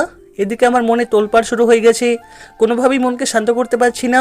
তবে কি আমি চিরতরে হারিয়ে ফেললাম আমার পুতুল বউটাকে, যার সাথে কেটেছে আমার শৈশব, যার কষ্টে আমি কষ্ট পাই? এখন আর কেউ আমার মারার জন্য আমার পিছু ছুটবে না, আর না কেউ মিষ্টি কণ্ঠে বলবে, ভাইয়া আমি তোমার বউ হতে চাই। কাজী যখনই পুতুলকে কবুল বলতে বলল, ঠিক তখনই পুতুল বিয়ের মঞ্চে লুটিয়ে পড়ে। এটা দেখে আমি বরফে পরিণত হই, কারণ পুতুল সেদিন আমাকে বলেছিল আমাকে না পেলে ও কোনো দুর্ঘটনা ঘটাবে। পুতুল আমি ধপ করে বসে পড়লাম। পুতুল এটা কি করলো? সবাই পুতুলের অজ্ঞান হয়ে যাও দেখে পাগলপাড়া। ছোটো মা চিৎকার দিয়ে পুতুলের কাছে যাই। ইতিমধ্যে পুতুলের মুখ দিয়ে ফেনা বের হতে শুরু করলো। এটা দেখে আমি যেন স্তব্ধ হয়ে গেলাম। এই বুঝি আমার প্রাণ পাখিটা উড়ে গেল। বুকের ভিতর চিনচিনে করে ব্যথা হতে লাগলো। তবে কি অচিরেই সব শেষ হয়ে গেল, নাকি অসমাপ্ত রয়ে গেল আমার ভালোবাসা? বিয়ে বাড়িতে কোণে বিষ খেয়েছে, ব্যাপারটা যেন অবিশ্বাস্য। বাবা মা, ছোট মা এবং চাচ্চু পাগলের মধ্যে কাঁদতে শুরু করলো। এখন আমি নিজেকে সামলাবো নাকি বাকি সবাইকে? আর বরপক্ষ দাঁড়িয়ে দাঁড়িয়ে তামাশা দেখছে শুধু। আমি গুটি গুটি পায়ে পুতুলের পাশে গিয়ে দাঁড়ালাম। হঠাৎ বাবা খেয়াল করলো পুতুলের হাতে একটা কাগজ, সম্ভবত কোনো চিঠি হবে হয়তো। বাবা পুতুলের হাত থেকে চিঠিটি নিয়ে যেই না খুলতে যাবে, তখনই আমি পুতুলকে কোলে নিয়ে ছুটতে লাগলাম হাসপাতালের উদ্দেশ্যে। আমি থাকতে আমার পুতুল বউয়ের কিছু হতে পারে না। আমি বিশ্বাস করি আমার পুতুল বউ আমাকে একা ছেড়ে যেতে পারে না। আমার পিছু পিছু বাকি সবাই ছুটতে লাগলো। কোনো রকমে একটা ট্যাক্সি নিয়ে হাসপাতালে গেলাম। পুতুলকে ওটিতে নেওয়া হলো। ডক্টর আর কয়েকটা নার্স ওটিতে গেল। কিছু সময় পরে ডাক্তারের মাথা ঘুরতে লাগলো। এটা কেমন রুগী? ডক্টর কোনো কিছু বুঝতে না পেরে মাথা চুলকাতে শুরু করে। এটা দেখে নার্স জিজ্ঞাসা করে, স্যার আপনি ঠিক আছেন তো? কোনো সমস্যা? ডক্টর এবার ঠোঁট চুলকাতে শুরু করে বলল, সমস্যা আমার মাথায় নাকি রোগীর পেটে সেটাই তো বুঝতে পারছি না। এটা রোগী নাকি অন্য কিছু? ডক্টরের কথা শুনে নার্স তাজ্জব বনে চলে গেল। নার্স মনে মনে ভাবছে, এটা পাবলা ফিরের ডক্টর নাকি পশুর ডক্টর? একটা সিরিয়াস রোগীকে শুইয়ে রেখে আবল তাবল বকছে। নার্সটা হালকা ঝাঁঝালো কণ্ঠে বলল, স্যার রোগীর পেটে তো অবশ্যই সমস্যা আছে, কারণ তার পেটে বিষ আছে। নার্সের কথা শুনে ডক্টর তার চোখের চশমাটা নাকের ডগায় নামিয়ে ভ্রু কুঁচকে বাঁকা চোখে নার্সের দিকে তাকিয়ে বলল, আরে কোথায় বিষ? কিসের বিষ? কেমন বিষ? ডক্টরের এমন প্রকোলাপ বাক্য শুনে নার্সের জ্ঞান হারাবার মতো অবস্থা। এটা লেখাপড়া করা ডক্টর নাকি হাতুড়ি থেরাপি করা দেওয়া ডাক্তার? প্যাটার বুড়ো বয়সে ডাক্তারি ভুলে গেছে নাকি? মনে মনে কথাগুলো ভাবলো নার্স। আরে স্যার রোগীর পেটে বিষ আর আপনি বিষ খুঁজে বেড়াচ্ছেন? বিশ্বাস করেন ভাই, এমন ডাক্তারের কাছে সুস্থ মানুষও গেলে কোমায় চলে যাবে। আরে রোগীর পেটে কোনো বিষ টিস নেই, সে তো দিব্যি শ্বাস নিচ্ছে। এবার নার্সের মনে ভয় ঢুকে গেল। রোগী ভূত টুত নয় তো। ভয়ে ছোটে নার্সটা তোতলাতে শুরু করলো। স্যার নার্সের মুখে স্যাঁ শব্দটি শুনে এবার ডাক্তারের চোখ টেরা হয়ে গেল। কি স্যা করছো? স্যার তাহলে ওর মুখে কিসের ফেনা? টুথপেস্টে ফেনা? রোগীর তো কিছুই হয়নি। কিছু যখন হয়নি তাহলে আমরা রোগী করছি কেন? ডক্টররা নার্স কথা বলছিল, হঠাৎ পেছন থেকে কেউ ডক্টরের হাত টেনে ধরে। এতে ডক্টরের প্যান্ট ঢিলে হয়ে গেল। অপরদিকে পুতুলকে ওটিতে নেওয়ার পরে বাবা পুতুলের হাত থেকে থাকা চিঠিটা খুলে পড়তে লাগলো। পড়ার পরে ধপ করে বসে পড়ে চেয়ারে। এটা দেখে বাকি সবাই উত্তেজিত হয়ে বাবাকে সামলাই। চাচ্চু বাব্বাকে জিজ্ঞাসা করে, কি লেখা আছে ওতে ভাইয়া? বাবা চিঠিটা চাচ্চুর হাতে দেয়। চাচ্চু সেটা জোরে জোরে পড়তে শুরু করলো। প্রিয় বাবা এবং বড় বাবা, তোমরা আমাকে অনেক ভালোবাসো তা আমি জানি, এবং তোমরা সুখের কথা ভেবেই এই বিয়েটা দিচ্ছ। কিন্তু আমি এই বিয়েতে সুখী হতে পারবো না, কারণ আমি ছোটবেলা থেকেই একজনকে মনে প্রাণে ভালোবেসে এসেছি। সে আর কেউ নয়, মুগ্ধ ভাইয়া। ছোটবেলা থেকেই স্বপ্ন ছিল ভাইয়ার বউ হবার। ভেবেছিলাম কখনো তোমাদের ছেলে অন্য কোথাও যাব না, চিরকাল আমরা একসাথেই থাকবো। আমি যখন ছোট ছিলাম তখন তোমরা আমাকে ভাইয়ের বউ বলতে, আর তখন আমার অনেক লজ্জা হতো, অপরদিকে খুশিও হতাম খুব। একদিন তোমরাই বলেছিলে আমাকে ভাইয়ের বউ করবে, কিন্তু তোমরা তোমাদের কথা ভুলে গেছো, এবং ভাইয়াও কথা দিয়েছিল আমাকে তার বউ করবে, সেও তার দেওয়া কথা ভুলে গিয়েছে। তোমরা কেউ আমাকে বোঝোনি। আমি ভাইয়াকে অনেক ভালোবাসি, আর ভাইয়াও আমাকে অনেক ভালোবাসে। তোমরা আমাদের সম্পর্ক নাকি মানবে না, তাই তোমাদের সবাইকে ছেড়ে চলে যাচ্ছি একা। আমি পারবো না ভাইয়াকে ছাড়া বাঁচতে, তাই বাড়ি জমালাম না ফেরার দেশে। ইতি তোমাদের আদরের দুষ্টু পুতুল। চিঠিটা শুনে আমার মাথা ভনভন করতে শুরু করলো। আমি কখন তাকে বললাম যে আমিও ভালোবাসি? মেয়েটা মরবে তবুও কাউকে শান্তি দেবে না। চিঠিটা শুনে সবাই আমার দিকে কেমন যেন অদ্ভুত দৃষ্টিতে তাকালো, নিজেকে এলিয়েন মনে হচ্ছে। বাবা আমার সামনে এসে জিজ্ঞাসা করলো, তোরা একে অপরকে ভালোবাসিস? বাবা বিশ্বাস। আমাকে আমার পুরো কথা শেষ না করতেন দিয়েই বাবা আবার বলে, তোরা একে অপরকে ভালোবাসিস সেটা আমাদের বলিসনি কেন? আমি কিছু বলতে যাব তখনই ওটি থেকে ডাক্তার এবং নার্স বেরিয়ে আসে। সবাই ডাক্তারের কাছে ছুটে যায়। বাবা ডক্টরকে প্রশ্ন, ডক্টর, আমাদের মেয়েটার কি অবস্থা? ও ভালো আছে তো? ডক্টর নাকের ডগা চুলকাতে শুরু করে। এটা দেখে নার্স মনে মনে ভাবে, এই ব্যথা চুলকানির রোগ আছে নাকি? ডক্টর বলে, ডেঞ্জার কামিং। ডক্টরের কথা শুনি আমি হাঁ করে তাকিয়ে রইলাম তার দিকে। লে খোকা, এটা আবার কোন দেশের ভাষা? আমি ডাক্তারের কথা না বুঝে নার্সকে জিজ্ঞাসা করলাম, নার্স, ডাক্তার কি বলল? আমি তো কিছুই বুঝলাম না। এই সুযোগ ডাক্তারকে পচানোর নার্স দুই হাত দুটো মুঠো করে বললেন, আসলে উনি এরিয়ান গ্রুপের ডক্টর, নেপচুন থেকে ডাক্তারি শিখেছেন তো, তাই তার ভাষা কেউ বোঝে না। এই কথা শুনে ডাক্তারের কান দিয়ে ধোঁয়া বেরোচ্ছে। খেপা ষাঁড়ের মতো ফুসতে ফুসতে স্থান ত্যাগ করলো। এদিকে আমার ফিট হওয়ার মতো অবস্থা। কখন না জানি ঠুস করে জ্ঞানটা চাঁদের দেশে চলে যায়। এটা হসপিটাল নাকি পাগলাগারদ? চাচু আবার নার্সকে জিজ্ঞাসা করে, আমার মেয়ে ঠিক আছে তো? আসলে আপনার মেয়ের অবস্থা বেশি ভালো না, আপনারা গিয়ে দেখা করুন। সবাই তড়িঘড়ি করে ভিতরে ঢুকলো। ভিতরে গিয়ে দেখে পুতুলের করুণ অবস্থা, জোরে জোরে শ্বাস নিচ্ছে। ছোটমা গিয়ে পুতুলকে বুকে জড়িয়ে নিয়ে পাগলের মতো কাঁদতে থাকে। তুই এটা কেন করলি মা? একবার কি আমাদের বলতে পারলি না তোর ভালোবাসার কথা? আমরা তোদের কখনো আলাদা করতাম বল? তোরাই তো আমাদের ভালো থাকার চাবিকাঠি, তাহলে কেন করলি এমন কাজ? সবার চোখ দিয়ে অজর ধরে পানি পড়ছে।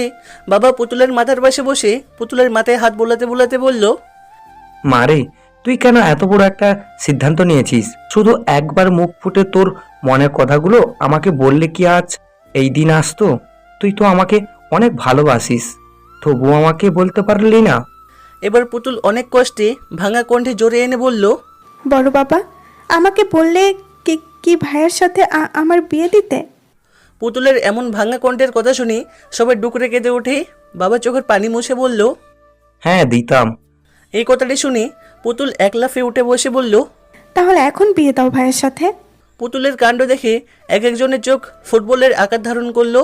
বর তো ইতিমধ্যে বুকে হাত দিয়ে ফ্লোরে লুটিয়ে পড়ল। এই রে, ছেলেটা আবার হার্ট অ্যাটাক করলো না তো? আমি গিয়ে বরের বুকে কান পেতে শুনতে লাগলাম হার্টবিট চলছে নাকি পগার পার, কিন্তু না, এ তো দেখি গান বাজানোর বক্সের মতো শব্দ করছে তার হার্টবিট। আমি কানে কম শুনতে লাগলাম। কে যেন বরের মুখে পানি ঢেলে জ্ঞান ফেরালো। বর ফ্লোর থেকে উঠে বলল, আমি আর এই বিয়ে করব না, এই মেয়ে এত ডেঞ্জারাস, একে বিয়ে করলে দুদিনের মাথায় আমার হার্টবিটটা অ্যাটাক করে বন্ধু বনে চলে যাবে, আমি নাই। এই বলে ছেলে হাওয়া হয়ে গেল। যাস শালা, বোর কোথায় ভ্যানিশ হয়ে গেল। যাক, আপদ বিদায় হলো। রাগে চাচ্চুর চোখ লাল হয়ে গেছে। তুই এতক্ষণ আমাদের সাথে নাটক করলি? এই বলে পুতুলকে মারার জন্য হাত তুললো। সঙ্গে সঙ্গে বাবা চাচুর হাত ধরে ফেললো। ছোট, কি পাগলামো করছিস? আমার বৌমাকে মারার কথা আর জীবনেও ভাববি না। বাবার কথা শুনে আমি টাসকি খেলাম। দাদার পোলা কয় কি? আর বৌমার শব্দটি শুনে পুতুল এতটাই লজ্জা পেল যে তার মুখ লাল টমেটোর মতো রঙে পরিণত হলো। বাবা আবার বলতে শুরু করলো, দোষটা ছিল আমাদেরই। আমরাই বুঝতে পারিনি আমাদের ছেলেমেয়েদের ছোটবেলা থেকে এতটা মহম্মত তাদের দুজন দুজনার প্রতি। আর আমি তো ভাবতেই পারিনি আমার পুতুল মা এতটা বড় হয়েছে যে সে কাউকে ভালোবাসতে শিখেছে। আমি আজকেই তোদের বিয়ে দেব। বাসর ঘরে ঢুকে দেখি পুতুল জায়নামাজ বিছিয়ে বসে দু হাত তুলে দোয়া করছে। আমার দেরিতে আসাতে একাই নামাজ শেষ করলো। যাক, তবুও আমার পুতুল বউটাকে এমন দিন রূপে দেখে আত্মরত্না শেষ শীতল হয়ে গেল। অবশেষে পুতুলকে ছোটবেলা থেকে বউ ডাকা আজ সার্থক হলো। আমি আনমনে হয়ে পুতুলকে দেখতে ব্যস্ত। এদিকে পুতুলের দোয়া শেষ হলে উঠে এসে দেখে আমি দরজার কাছে আনমনে হয়ে তাকিয়ে আছি। পুতুল আমার সামনে তুড়িয়ে বাজিয়ে বলল, কি হলো? এভাবে আনমনে কি দেখছো? ভাবুক দৃষ্টিতে তাকিয়ে রইলাম পুতুলের দিকে। মাশাল্লাহ, মুখে সব কিছু ঠিক আছে, কিন্তু কিসের জন্য একটা অভাব রয়ে গেছে। আমি পুতুলের কোমর জড়িয়ে ধরে আলতো করে ওর কপালে শব্দ করে ছোট্ট একটা চুম্বন করলাম। পুতুল আমার ভালোবাসার প্রথম পরশ সদরে গ্রহণ করলো। তারপর পুতুলের দুই চোখের পাতাতেও চুম্বন করলাম। পুতুল নিষ্পাপ চোখে তাকিয়ে আছে আমার দিকে। এই যেন হরিণীর একজোড়া চোখ তাকিয়ে আছে আমার মুখ পানে। এতটাই মায়াবী তার চোখ। আমি মাথার পাগড়িটা খুলে রেখে বিছানায় শরীরটা এলিয়ে দিলাম। পুতুল এসে আমার বুকে মাথা রেখে শুয়ে পড়ে। বুকটা যেন ঠান্ডা হয়ে গেল। মনের ভিতর অদ্ভুত এক প্রশান্তি বয়ে গেল। আমি পুতুলের মাথায় হাত বোলাতে লাগলাম। তোকে দেখছিলাম। পুতুল আমার বুকে বিলি কেটে বলল, ওভাবে দেখার কি আছে? আগে কখনো দেখনি? বিয়ের আগে এবং বিয়ের পরে দুই সময় দেখার দুই রকম অনুভূতি কাজ করে।